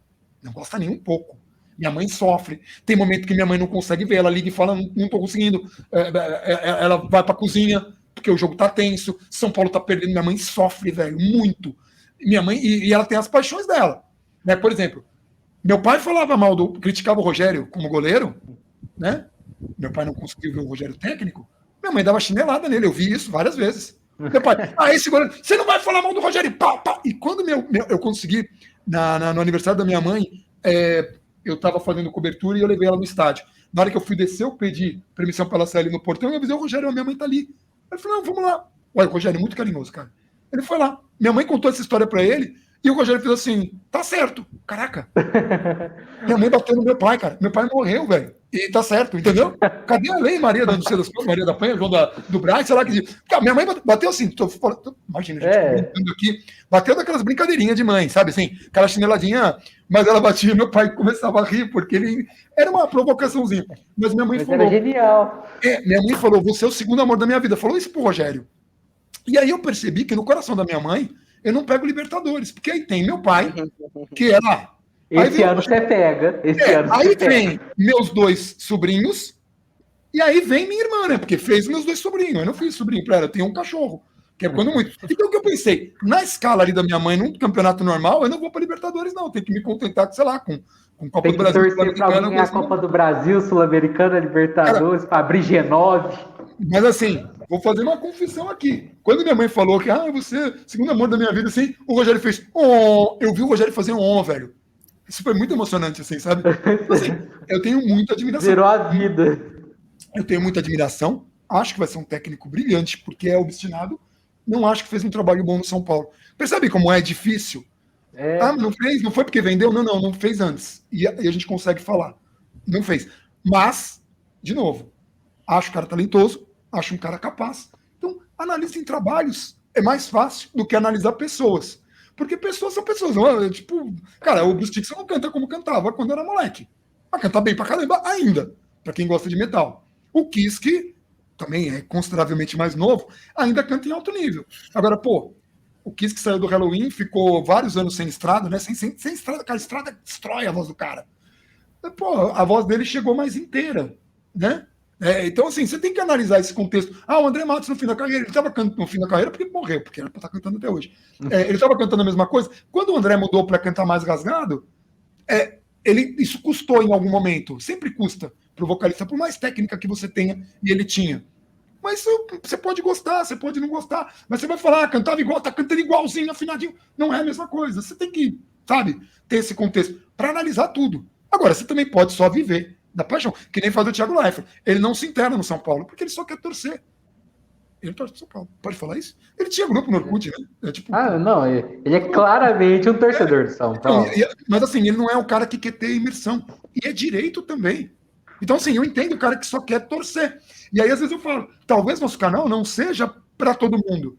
Mas talvez o cara que só quer torcer possa escutar com a cabeça mais fria para tentar entender se foi aquilo mesmo, ou para tentar perder um pouco desse ranço com um jogador ou com um técnico, porque eu acho que a gente tem que tentar entender, qual que foi a ideia de jogo? Ou, vou pedir pro Pablo fazer pivô, não vai rolar, velho. E aí não é culpa do Pablo, é uma coisa que o Gabriel fala direto. Você tá pedindo pro cara fazer uma coisa que o cara não tem condição de fazer, o cara não tem características para fazer. Você vai pedir pro Lugano sair driblando? Na área, não. Você vai pedir pro Lugano dar um carrinho. E ele vai dar. E vai. Hoje. Mas então, eu vou cortar aqui a pergunta do Lorenzo e eu já vou emendar uma minha com a que o Mário ia fazer. Respondi. Tá. É que vocês já sabem todas as perguntas, né? Lorenzo, mas fala alguma coisa aí, porque você tá muito quieto. Eu falei muito. Falou? Só apreciando. Lorenzo, faz a pergunta do planejamento do Paulista e emenda com aquela dos erros capitais. Tá. Se você acha que ter tratado o Paulista como Copa do Mundo foi o maior erro do planejamento até hoje, né? E qual que é a outra? Deixa eu ver aqui. Outros erros capitais dessa diretoria que se equiparam a esse planejamento errado do Paulista. Tá, bom, essa é até relativamente fácil e é um negócio muito desafiador, né? Como o planejamento resultou num título, é mais difícil você explicar para as pessoas que o planejamento é errado. Eu fiquei procurando isso num vídeo que o Gabriel falou, que ele falou assim, eu consigo imaginar uma situação em que a gente conquiste um título e esteja numa situação pior do que a gente está hoje, que é o que a gente está vivendo. O risco de ficar fora da Libertadores é terrível. É terrível, é assustador. Em questão de planejamento, a gente tem que pegar todo o contexto. A gente veio de uma temporada emendada, que foi uma das piores temporadas da história do clube, que emendou na pior. Uma das piores emendou na pior. A gente não teve férias, a gente tem alguns jogadores veteranos, e a gente não tinha rodagem de elenco. Aquele elenco do Diniz não tinha rodagem. Não tinha rodagem porque não tinha peças. A gente não teve essas peças. Aí vamos pensar. Primeiro, a gente chama de Copa do Mundo. Ao chamar de Copa do Mundo, olha o peso que você coloca para aquilo. Por quê? Para quê? Trabalha quieto. Trabalha nos bastidores, que aquilo é muito importante, mas não precisa fazer isso no discursivo. Porque se você perde, a decepção ia ser enorme. A gente ia ter uma ressacada de perder Paulista. A gente quase conquistou Paulista nessa era Leco. A gente teve uma oportunidade ali com a Aguirre, que deu um dó tremendo. A gente teve uma oportunidade que, a meu ver, o Cuca falhou clamorosamente. Porque a gente tinha mais chance com aquele esquema que o Mancini tinha pensado. Ele quis colocar uma assinatura, talvez, não sei se foi isso, especulação minha. Então, vamos também respeitar, mas colocar o Jusilei ali foi claramente errado. Tanto que eu e o Gabriel, a gente achou que era despiste, não era. A gente ficou muito assustado com a escalação. Foi um erro, como o Crespo errou contra o Fortaleza. E é um erro do tamanho das falhas do Volpi. Aquele erro não faz do Crespo pior. Não faz do Volpi pior goleiro, mas os dois falharam clamorosamente. Isso tem que ser dito. As falhas do Volpi foram clamorosas. Aquela contra o Santos lá é uma falha bizarra. Eu já vi Zete tomar gols, e não é que eu tô comparando, o Zete. Não, eu não comparo nada com o Zete, velho. Tem foto do cara aqui, velho. Pô, não comparo com ninguém. Né? Essa aqui foi eu que tirei. E essa foi meu pai que tirou. Qualidade aqui. Perfeito. Né? Coloca o dedo aqui. Pô, tá louco.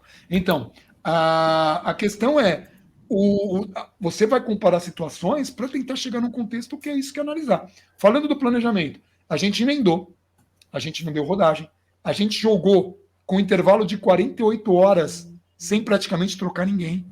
A gente fez 11 de 11, 10 de 11, 9 de 11. Depois foi para a semifinal, que foi aí jogo de 72 horas, depois de ter feito 1 em 48.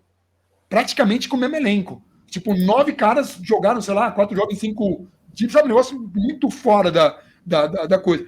E aí, pegando quando a gente falou com o Carlos Neves, pegando quando a gente conversou com outros preparadores físicos de alto rendimento. Entenda uma coisa, alto rendimento é uma pegada completamente diferente. Eu trabalhei um tempo no SESI, velho. Os caras se preocupam com psicólogos, os caras se preocupam com alimentação, os caras se preocupam... isso é frescura? Não. Se fosse frescura, os caras não iam fazer isso com o Messi, os caras não iam fazer isso com o Neymar, com o Cristiano Ronaldo.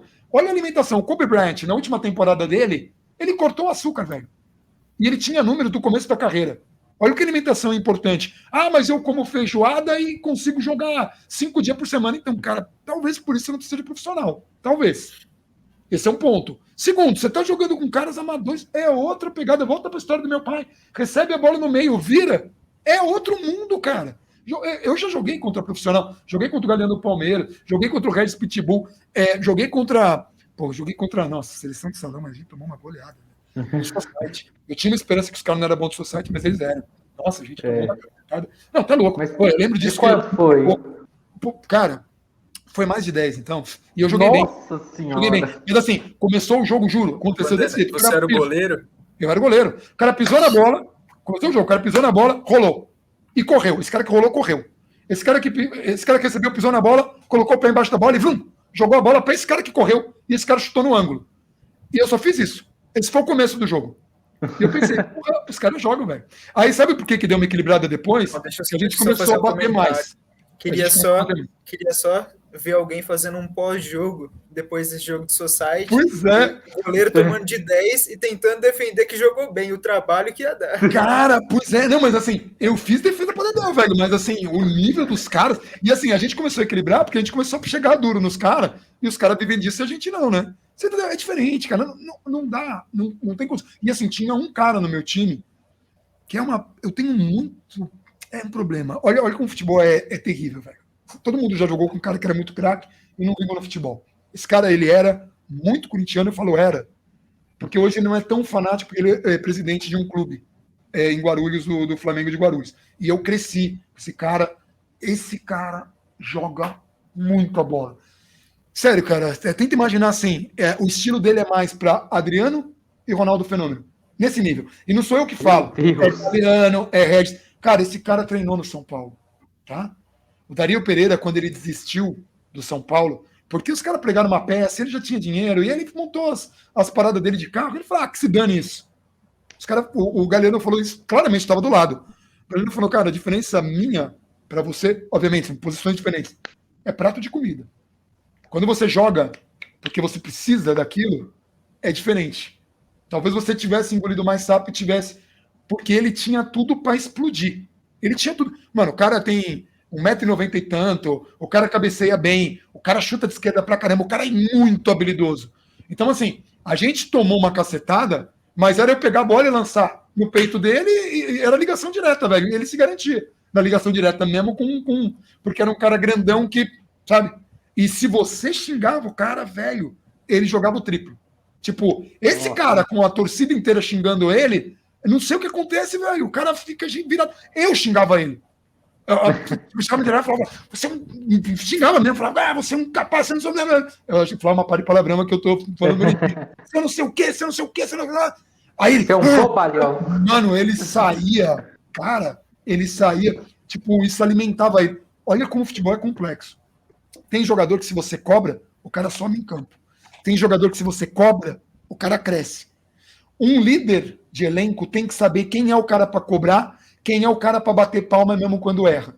Porque se você erra a mão, você pode desconjunturar tudo e você pode perder uma partida por causa disso. Você pode, o cara que vai chutar, não chutar, porque você cobrou o cara que não...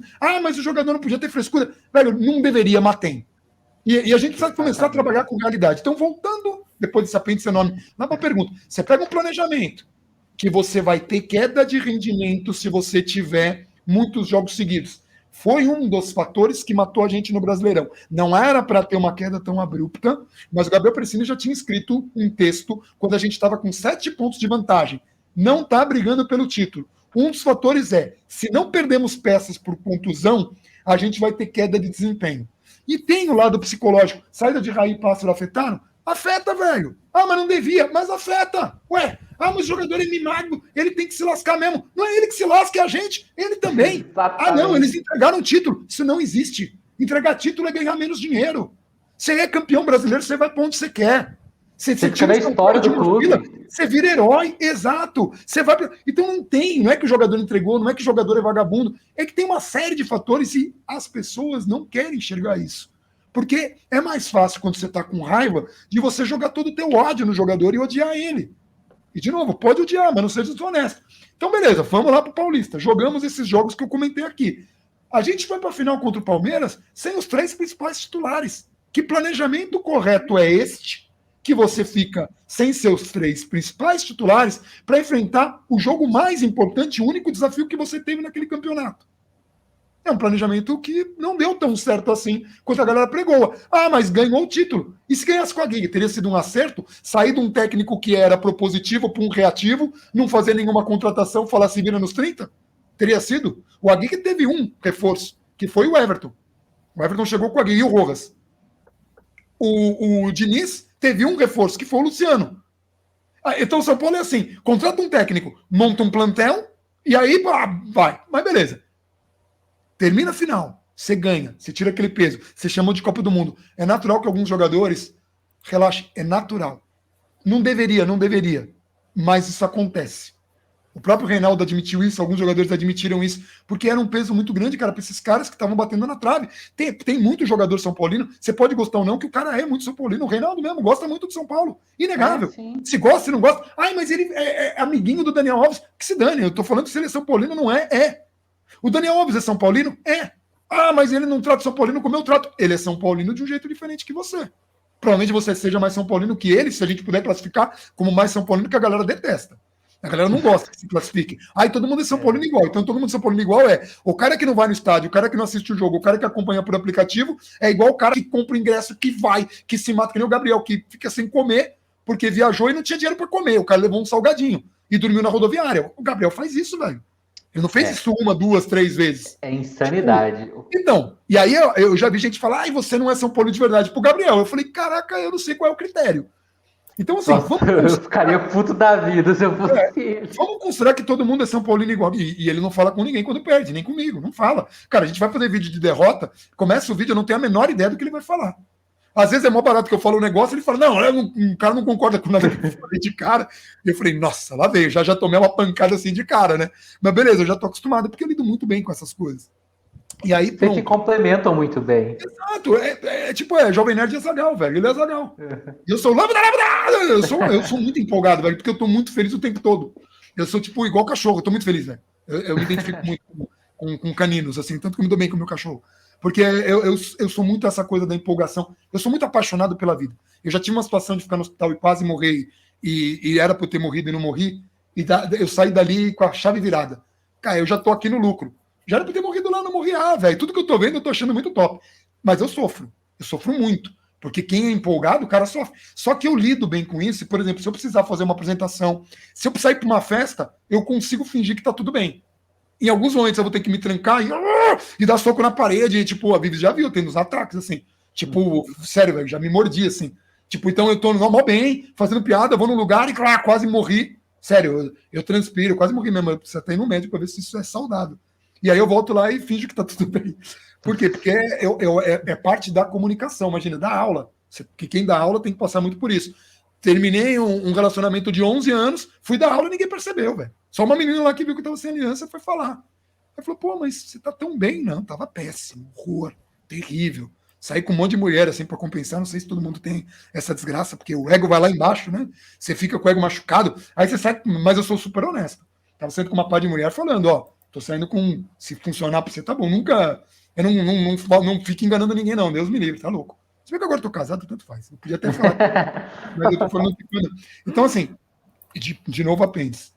Foi um erro muito grande de planejamento que a gente apostou que poderia atrapalhar muito no ano. Pô, eu não ia falar que ia atrapalhar tanto assim. Mas eu achei que São Paulo, com o investimento que fez, poderia estar numa situação mais confortável no Brasileiro e poderia ter brigado mais numa Copa do Brasil e até numa Libertadores. Brigado mais. Poderia ter brigado mais de igual para igual. Poderia ter tido mais condições. Mas o Crespo não teve mais o elenco completo. O Crespo passou a ser questionado, mesmo sem ter tido peças, começou a perder a paciência de ter sido cobrado depois de ter tirado a galera da fila porque não resolveu tanto. Então esses foram os erros capitais. Se você me perguntar um outro erro capital que é proporcional a esse, você saiu da fila, chega, galera, é o seguinte, a gente tem um plantel que no ano passado deu uma segurada. A gente já fez algumas contratações, a gente vai dar uma segurada agora, a gente vai tentar pagar aqui as contas, essa vai ser uma administração não para conquista, a gente vai tentar recuperar o São Paulo, como fez o Bandeira lá no Flamengo, né? Para daí a gente conseguir almejar, para conseguir fazer contratações, mas não, a gente fez o pacotão do Crespo. A gente trouxe uma cacetada de jogador. E aí umas coisas assim, não, vamos baixar a folha salarial. Mandamos o Tietê, trouxemos o William. Quase que ali é a mesma coisa, empatando, 0-0. Só que o Tietê, velho, lateral, meia, volante. O William é o William. E nem conseguiu jogar. Aí a gente está devendo para o Daniel Alves, que começou a jogar na lateral, que era onde todo mundo queria. Tá jogando na lateral. Você vai trazer um lateral pelo preço que você está devendo para o cara. Super errado do ponto de vista ético. E claro que vai irritar o jogador e isso uma hora vai estourar. E eu não concordo com nada da maneira como o Daniel Alves fez. Para mim é uma história que está todo mundo errado. Muito errado. Daniel Alves, muito errado. Mas o São Paulo não pode. Pô, tô devendo para você 4 pau e 900. Ou 4 pau e 600. 4 pau 439. Vou lá e compro o Xbox. Que é o preço que tinha hoje. De promoção. O Series X. Você vai ficar pé, velho. Mesmo que eu te convide para jogar videogame em casa. Porra. Ah, mas eu parcelei. Parcela e me paga a desgraça. Né? Então, assim, tem coisas que são muito erradas. Então, se você perguntar para mim, o que é? Pô, São Paulo tá jogando todas as contas pro ano que vem. Eu pergunto, o que vai acontecer no ano que vem? São Paulo está se planejando para ganhar a Mega Sena da virada? Porque na situação que a gente está, a gente não tem certeza se vai para a Libertadores. Na verdade, hoje a dúvida é maior do que a possibilidade, ainda que seja G9, o que seria vergonhoso não pegar nem para a Libertadores, Porque vamos pensar, a gente pega o Diniz, que era um técnico fracassado, que todo mundo odeia, que é o pior técnico da história, que é estou falando do senso comum, tá? Que tinha um elenco que era um elenco bem questionável, porque se a gente está questionando o elenco agora, era esse elenco menos reforçado. Era esse elenco menos 9 jogadores. Então o elenco era ruim. O elenco era fracassado, o técnico era fracassado, a gente brigou por título até a reta final. Para mim, isso é um bom trabalho, então. Tem que ter alguma coerência aí. Agora a gente tem 9 reforços. A gente não sabe como a gente vai pagar. A gente vai chegar no final do ano sem saber se vai ou não para Libertadores. E aí, salário do Caleri aumenta, salário do Éder aumenta, aí tem uma bolada para pagar pro Hernanes, aí tem uma bolada para pagar pro Daniel Alves, aí tem uma bolada para pagar pro Jusilei, aí tem uma bolada para pagar pro Ricardinho. Pro Ricardinho, cara, olha quantos anos nós estamos errando nas contas. Será que o São Paulo em algum momento vai parar, respirar e falar, vamos pagar as contas, porque empurrar para a barriga, uma hora a conta chega. E essa conta pode chegar com uma queda. Ah, mas a queda, será que não ensina alguma coisa? Não ensina. Não ensina. Os anos que o São Paulo ficou fora da Libertadores, o que a gente aprendeu? Nada. Se cair, o que a gente vai aprender? Nada. E olha, vai ser um Deus nos acuda para subir de volta. Então, assim, me preocupa muito, e aí eu considero os capitais, mas esses erros capitais, tanto no planejamento, aliás, eu quero deixar isso muito claro, que é uma outra falácia. São Paulo nunca deu prioridade para o paulista. Rogério Ceni era técnico do São Paulo, era Leco. Lembra disso? A gente foi disputar Sul-Americana com Defensa e Justiça. A gente foi com reservas. São Paulo foi enfrentar o Linense 2 jogos. Os 2 jogos no Morumbi. Porque o Linense acabou vendendo o mando de jogo. Tá. 2 jogos no Morumbi. O primeiro jogo foi 2-0. São Paulo tinha uma vantagem de 2-0 contra o adversário tecnicamente mais fraco. E optou por enfrentar o Defensa e Justiça com reservas para priorizar o Campeonato Paulista. Isso a gente vem fazendo há muito tempo. Não é coisa dessa gestão. É coisa dessas gestões. Que eu considero um erro, que custou caro. Era melhor ter ido mais longe na Sul-Americana. Havia uma chance real de título ali na Sul-Americana. Também tinha no Paulista. Mas eu acho que você conseguiria disputar o Paulista, porque eu acho que mesmo que você fosse com um time reserva, você tinha uma vantagem confortável de 2-0 contra o adversário mais fraco que você jogava em casa. Então, não é de hoje que São Paulo... A mesma coisa que eu estou falando aqui do Dorival Júnior, também não era Leco. Dorival Júnior perdeu de 1-0 do São Bento, bota os titulares. Campeonato Paulista é prioridade. A gente fez isso de novo. Só que agora deu certo, parece correto. E vou falar para todo mundo, para a galera que é mais simpatizante dessa diretoria. Porque para mim não é essa diretoria, são essas diretorias. Quando a gente fala de separação, é para quebrar um ciclo, porque o Júlio Casares estava ali na gestão Aidar, da Juvenal, estava na gestão Aidar, estava na gestão Tampão Leco, estava na gestão Leco, com muitos poderes. O cara foi vice. O cara foi diretor de marketing. O cara assinava contas. O cara sabia das contas. O cara sabia do processo. Agora saiu uma matéria aí, encontrei o São Paulo devastado. Exatamente o que o Aidar falou. Nossa, não imaginava que era tanto. Querido, você foi candidato a presidente e não foi olhar qual que era a situação? E você quer falar que você é competente? Que diabo? Eu vou entrar aí no cargo. Mas como é que é a situação? Não sei. Quando eu ganhar, eu vejo. Desculpa, isso tem um nome, incompetência. Incompetência. Eu estou falando assim de modo muito simpático. Mas isso acontece no São Paulo porque é o mesmo grupo. Aí você vai ver os diretores, são os mesmos. O Regis do Anotações Tricolores é o Ale. Do aspirante do UFC, que também faz um trabalho brilhante de cobertura de base, ele colocou no Twitter os mesmos caras, nos cargos, às vezes cargos trocados. Esse ciclo. Então a gente comete os mesmos erros. De novo, a gente teve um técnico que só teve um reforço. Olha que curioso. Olha, São Paulo é muito mágico. Eu poderia chamar de déjà vu. Que eu brinco, eu também consigo fazer frase de efeito. São Paulo é o time déjà vu, e São Paulo, o DNA do fracasso eu falei lá atrás, e acabou pegando do jeito que eu nem queria. Mas o déjà vu, a gente tinha Dorival, e aí a gente sai do Dorival, que teve os reforços, pro Aguirre, que só teve um reforço. Aí a gente demite o Aguirre, faltando 5 jogos para terminar o brasileiro, e aí traz um outro técnico, e daí vai fazer um pacotão. Aí pega a questão do Diniz, e vocês vão ver que acontece exatamente a mesma coisa. Exatamente a mesma coisa. O Diniz pega um time que foi montado pacotão pro Cuca, o Cuca sai entre o Diniz, que não tem nada a ver com o estilo do Cuca, O Diniz assume, ele tem um reforço, é demitido faltando 5 jogos para terminar, exatamente como o Dorival, contrata outro técnico e aí vem o pacotão.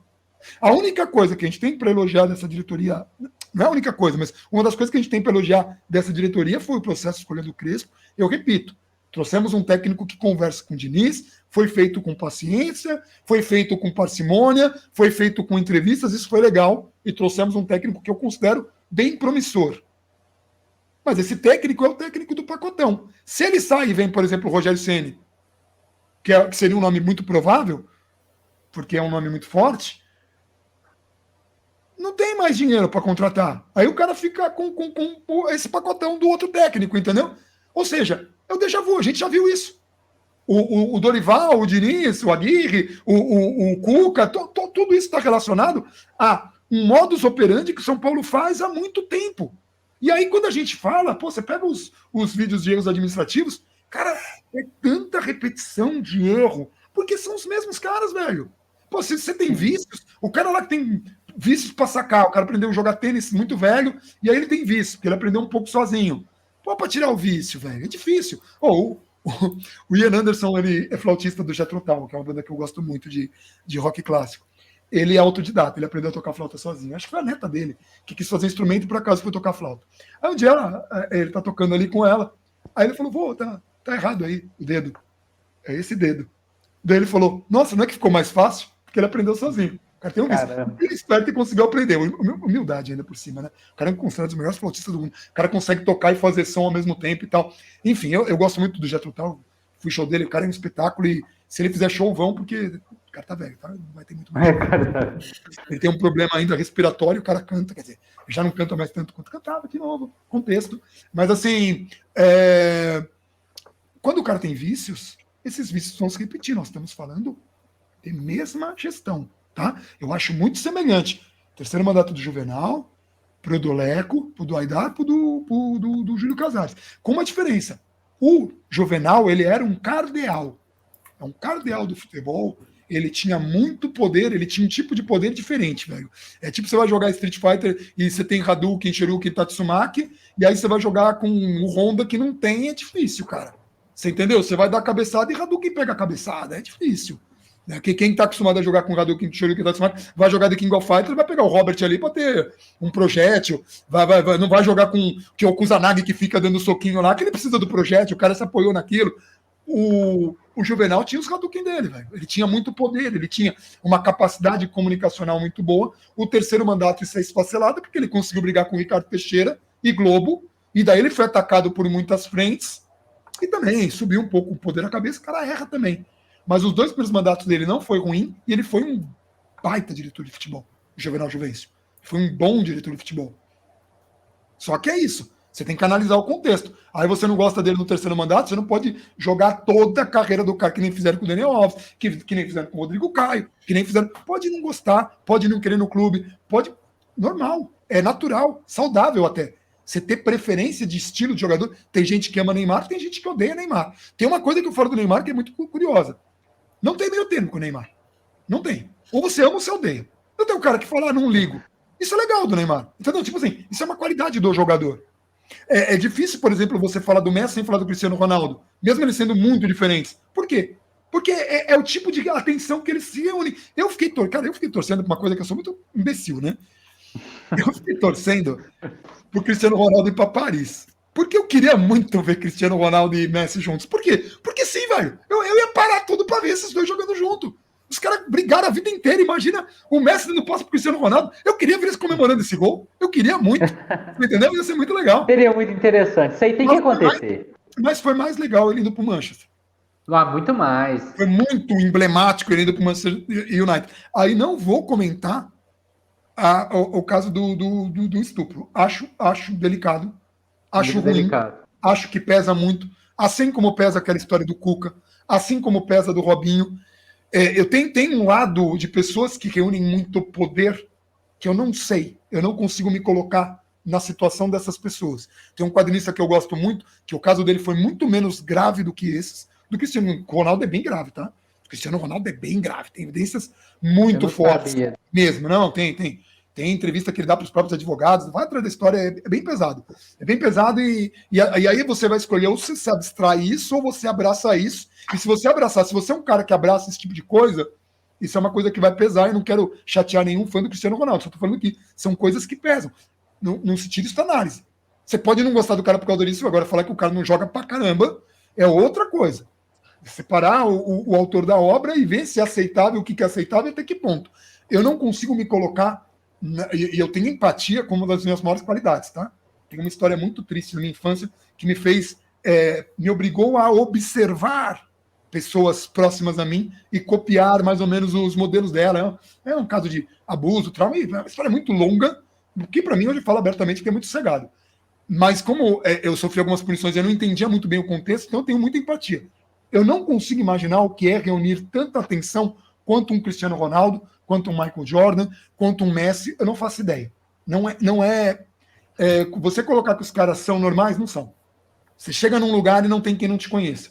Em qualquer lugar do planeta. Eu não consigo imaginar o que é isso. Tá? Você pega um ator brasileiro, se ele vai lá para fora, pode ser que ele não seja reconhecido, pode ser que ele seja reconhecido por um pequeno grupo, que legal, o cara vai ficar feliz, mas um cara desse não consegue sair na rua. Eu não sei o que é isso. Mas, mesmo colocando esse contexto, é difícil. Tirando essa história pesada, ele ter ido para o Manchester United, do jeito que estava o Manchester, é emblemático, é legal, faz bem para o torcedor do Manchester, é legal esse tipo de identificação. Eu gosto disso. Foi legal a história do Daniel Alves, pena que terminou tão mal. Foi legal o cara falar, eu quero jogar no clube do meu coração. Foi legal. E eu nunca fui muito fã do Daniel Alves, eu tenho um problema, porque eu sou mais dessa linha de jogador mais raçudão, com as lições que eu aprendi com meu pai. Pô, nem deixa vocês perguntarem. O Miguel deve estar pé comigo, né? Fala, porra, não deixa eu... O cara me odeia. Não, na verdade, a gente também tá tomando muito do seu tempo. Já são 9 horas, Bandana. Nossa, minha mulher vai me matar, velho. A gente precisa comer. Então, ó, já vamos encerrar por aqui. Eu só vou fazer a última perguntinha aqui, que é algo bem rápido. O quão importante foi e continua sendo São Paulo na sua vida? Então, isso é uma coisa que eu falo, é uma coisa meio primordial, né? Tanto que assim, eu tô até um pouco ansioso, apesar dessa loucura que São Paulo fez, desse check-in, que eu acho que vai dar problema, e eu vou me lascar com isso, essa relação que eu tenho, e veja como o futebol é importante. Eu conheci minha esposa pelo São Paulo, eu converti minha mãe numa São Paulina fanática, minhas mulheres eu converti em São Paulino também, porque senão não dá para casar também, tá louco. E ela virou fanática também. Aliás, eu fiz uma conversão no navio tricolor que foi muito surreal, velho. Essa história é muito louca. Eu converti 6 corintianos para São Paulinos. Não na maldade. Não na maldade. Foi muito por acaso. Meu Deus. Que foi minha mãe nessa história, daí minha irmã acabou indo junto. Porque minha irmã achava o Raí lindíssimo quando ela era muito mais nova, né? E o Raí também era muito mais novo. Talvez minha irmã ainda ache o Raí bonito, não sei. Porque o Raí não mudou tanto assim. Aí depois, minha ex-mulher e a irmã dela, que foi de tabela, ficaram fanáticas de chorar naquele título paulista com o Leão. Chorar mesmo. Se abraçar em bandeira e de tirar barato com... Mas é porque não é que torcia. Entendeu? Não é que torcia, tinha ali, né? Agora, a mais bizarra, eu usei Freud mesmo. De verdade, eu usei Freud. Eu estava no navio tricolor, chegou um cara, Bandana, vem cá. Eu nem era assim tão conhecido, mas no navio fiquei porque tinha um idiota de bandana. Tinha 2, eu e o Cid. E, tipo, a gente é bem diferente um do outro. Então, dava pra saber quem era quem. O cara, Bandana, vem cá. Pô, minha esposa, todo mundo é São Paulino e minha esposa é corintiana, né? Pô, você não consegue convencê-la a virar São Paulino? Aí eu cheguei pra ela e falei assim, pô, todo mundo é São Paulino, sua família é. Seus filhos? Sim. Quando o São Paulo perde, seus filhos ficam tristes? E você fica feliz quando seus filhos... Porque, olha, desculpa. Aí eu citei Freud, eu falei, a ligação que a gente tem com a mãe, ela vai definir todas as vidas. Não tem nada mais forte do que uma relação materna, porque você tem um cordão umbilical, você tinha uma ligação física rompida ali. Você vai falar pra mim que o amor que você tem pelo Corinthians é maior do que o amor que você tem pelos seus filhos? Meu Deus! Cara, a mulher baixou a cabeça. O marido tava comemorando, no dia seguinte eu vi ela cantando o hino de São Paulo. O marido dela tava muito feliz assim. Eu não sei se isso aconteceu desse modo, mas tirando essas coisas anedóticas, e eu não fiz nada por maldade, imagina. Eu acho que todo mundo pode torcer para quem que tem que torcer e tal. Acho muito complicado essas questões, até de mudar de time e tudo, enfim. Tem muitos nomes e pejorativos para coisas do gênero, mas são contextos. são de identificação. Mas eu tinha uma relação muito forte com meu pai e ainda tenho. Tipo, cada vez que eu assisto um jogo de São Paulo, meu pai está presente, ou quando eu faço um vídeo, meu pai está presente nos ensinamentos que ele deu. E quando eu vou para o estádio, que as cinzas dele estão lá. Até minha mãe brincou, missa de sétimo dia, eu estava no estádio. Eu falei, mãe, pai não está na igreja, pai está lá no estádio. Eu joguei a cinza lá e acho. Eu sei que ele está lá.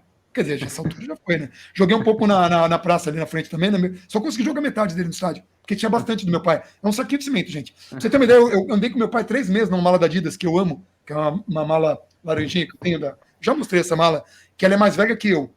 Eu tirei uma foto com o Oscar, com meu pai na malinha. O Oscar ficou muito incomodado. Eu falei, deixa eu só buscar meu pai. E porque eu não sabia se meu pai tinha buscado ou não, eu tirei a foto com meu pai. Aí eu falei, mas cadê seu pai? Eu falei, tá aqui na malinha, cara, que ele morreu, a gente cremou ele, né? Tá com fogo nele. Mas ele morreu? Eu falei, bom, espero que sim, porque a gente queimou ele. Se ele não morreu, aí a gente fez um negócio muito errado, velho. Aí foi um negócio muito... eu faço piada, gente, porque a gente fazia piada, meu pai fazia piada. Mesmo quando ele descobriu o último câncer, a gente fez piada no dia. Porque é da natureza nossa fazer esse tipo de coisa. Né? Mas assim, eu joguei metade dele, joguei ele na praça e lambi o dedo antes, para ter certeza que o Beto não estava contra, porque é tipicamente do meu pai fazer essa última pegadinha. Eu não estava em fim de engolir meu pai, né? Mas eu consigo imaginar ele rindo se isso acontecesse, do pau voltar na minha cara, podia acontecer. E eu conheci minha esposa. Todo o trabalho tem isso do São Paulo.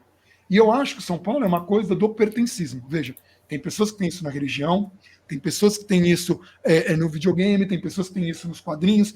E eu ainda sou de uma tipo muito estranha, porque eu sou nerd, muito nerd. Meu mestrado foi sobre história em quadrinhos, eu já falei isso. E sou muito ligado ao futebol. É uma parada muito estranha. E era muito esquisito, que meus amigos nerds bebiam pra caramba, e meus amigos de futebol não. Pumbas, uma Perecine não bebe, velho. E meus amigos... Perecine não bebe?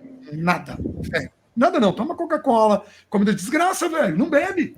Não bebe. Eu podia falar isso? Toma uma Heineken geladinha, uma cerveja artesanal que é uma delícia. É errado, patrocinado pela Star Plus e pela Heineken. Ó, que então, era histórico ali nos vídeos e tal. Então, assim, essa é uma coisa muito estranha.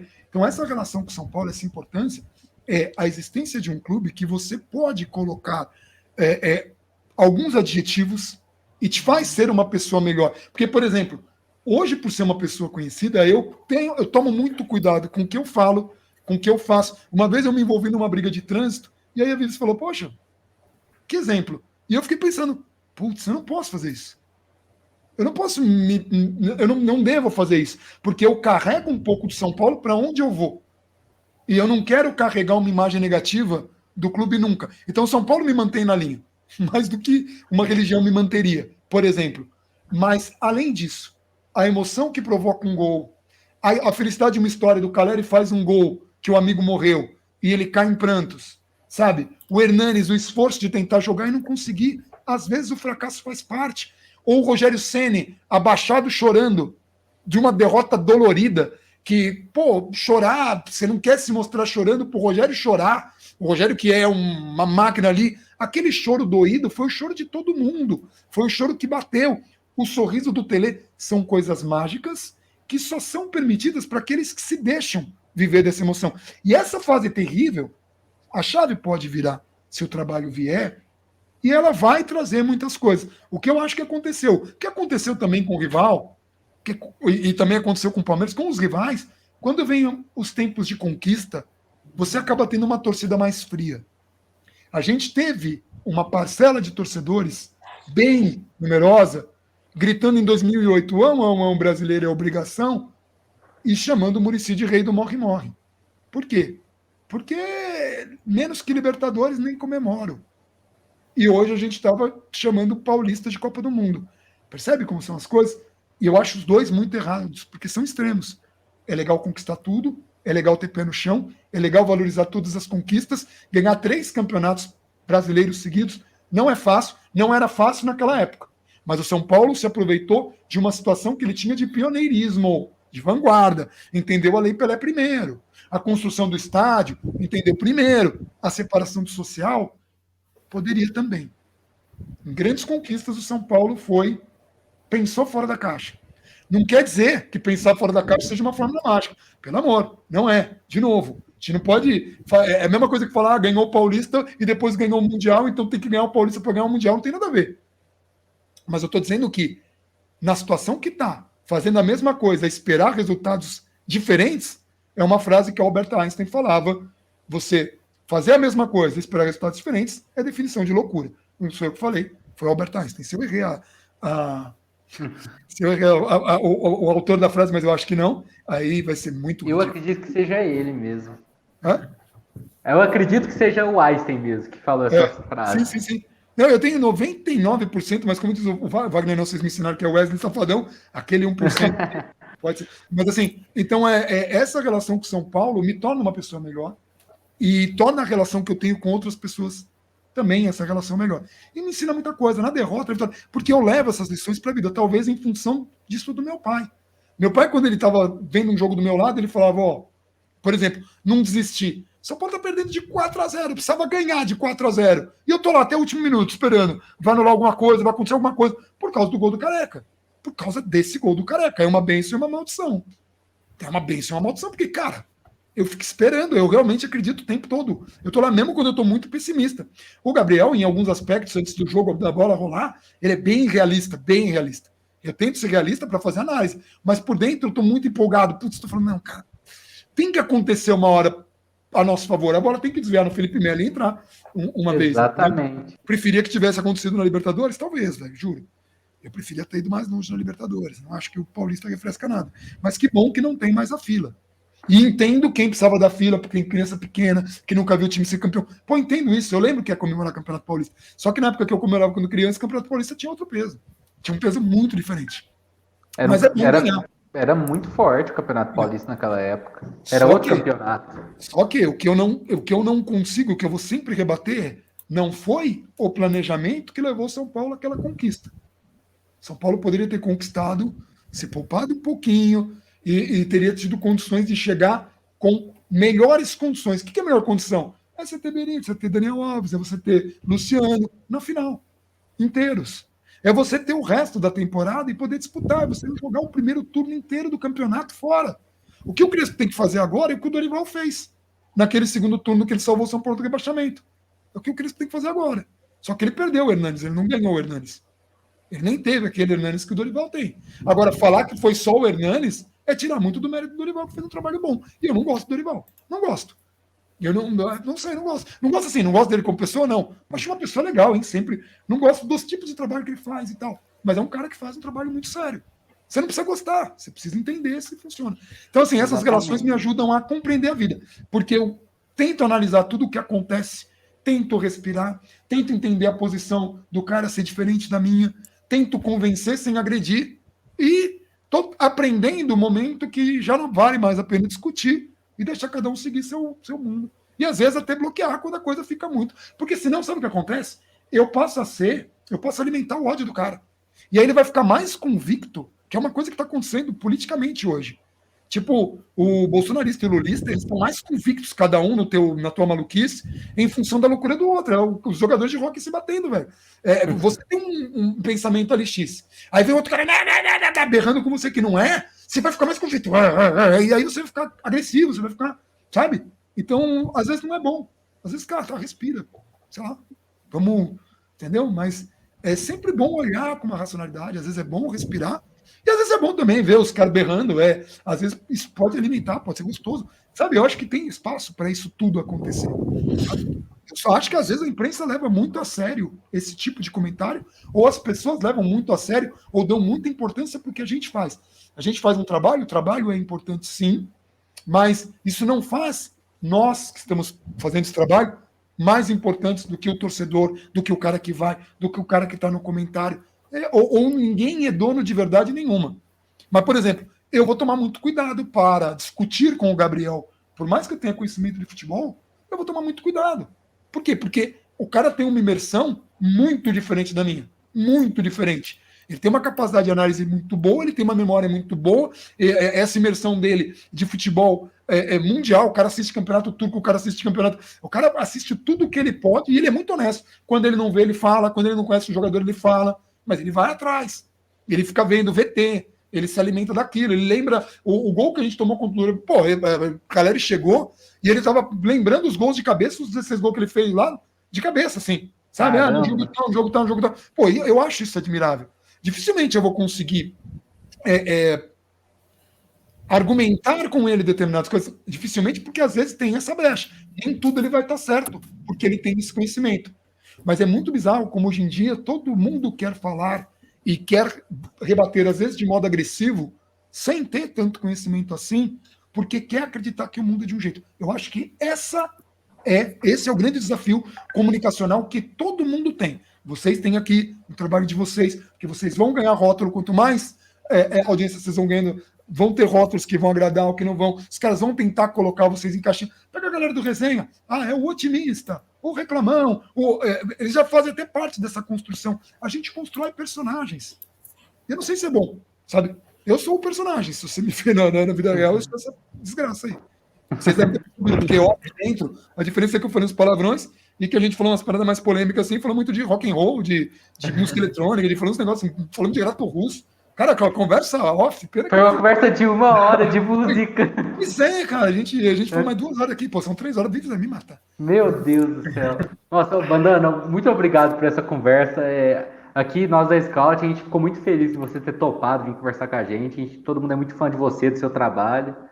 E pessoal aí que está acompanhando esse vídeo, obrigado pela audiência. Se inscreve na gente, dê like no vídeo, compartilha com os amigos. Visitem o canal do Bandana se vocês por algum motivo não conhecem ele, porque o trabalho dele é muito bem feito e é muito válido.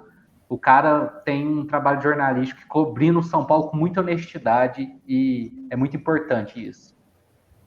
Alguém quer fazer mais algum agradecimento antes de encerrar?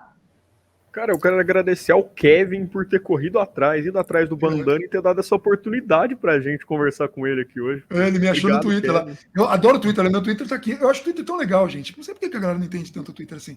Eu aprendi a gostar de Twitter. Eu fiz meu Twitter esse ano em junho. Então, pela primeira vez. E eu tô adorando. É muito legal o Twitter. Sabe por quê? Você não precisa seguir sua tia no Twitter. Nem tem. Se ela tiver, ela nem liga. Ela nem sabe direito. Você faz a sua própria bolha. Olha, eu julgando as tias gays. Eu vou julgar só a tia do Batman. A tia do Batman não sabe. Para quem assistiu Feira da Fruta tem essa referência. Esse vídeo é genial. E quem não tem, vai assistir Batman Feira da Fruta. É muito... E pega o contexto, tá, gente? Bom. Aquilo foi feito na década de 80. Tá? Pega o contexto. O Robin é São Paulino. É sério, eu entrevistei eles. O Robin é São Paulino. O Batman é palmeirense. É sério. Aliás, ele participava desse fórum que a gente foi. Eu fui entrevistar ele, cara, são bem divertidos. Muito legal, muito da hora. Miguel, Lorenzo. Queria agradecer o Bandana mais uma vez pelo convite e ressaltar o pessoal que está assistindo aqui pelo convite, não, por ter aceitado o nosso convite, no caso, e ressaltar o convite para o pessoal que está assistindo aqui para ir lá visitar o canal dele e ver o vídeo que vai sair com o Dr. Rodrigo Monteiro sobre a separação do social do futebol na quarta-feira. Em teoria já saiu. Em teoria já saiu. Já saiu. Então, vai lá ver, agora. Eu queria agradecer ao Bandana também. Foi gente boa demais aí de ter aceitado. E eu queria falar também que acompanha os pós-jogos já faz acho que uns 4, 5 anos. E que eu adoro, e é isso. Cara, a gente se vê no Morumbi, né, gente? Porque assim, isso vai ser muito legal. Ter esse contato, ainda que vai estar todo mundo de modo ninja, né, mano? Eu falo uma coisa que é muito sinistra. Tem uma geração de crianças que está crescendo agora que não vai ter memória disso.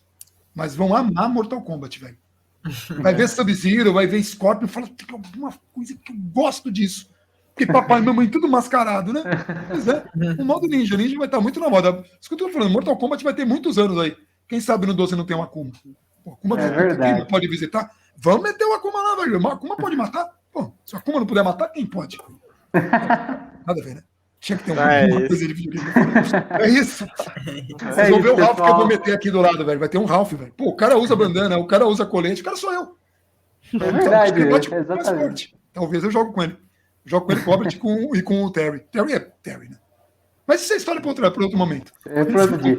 Muito obrigado, pessoal. A gente fica por aqui. Vamos, São Paulo. Vamos, São Paulo.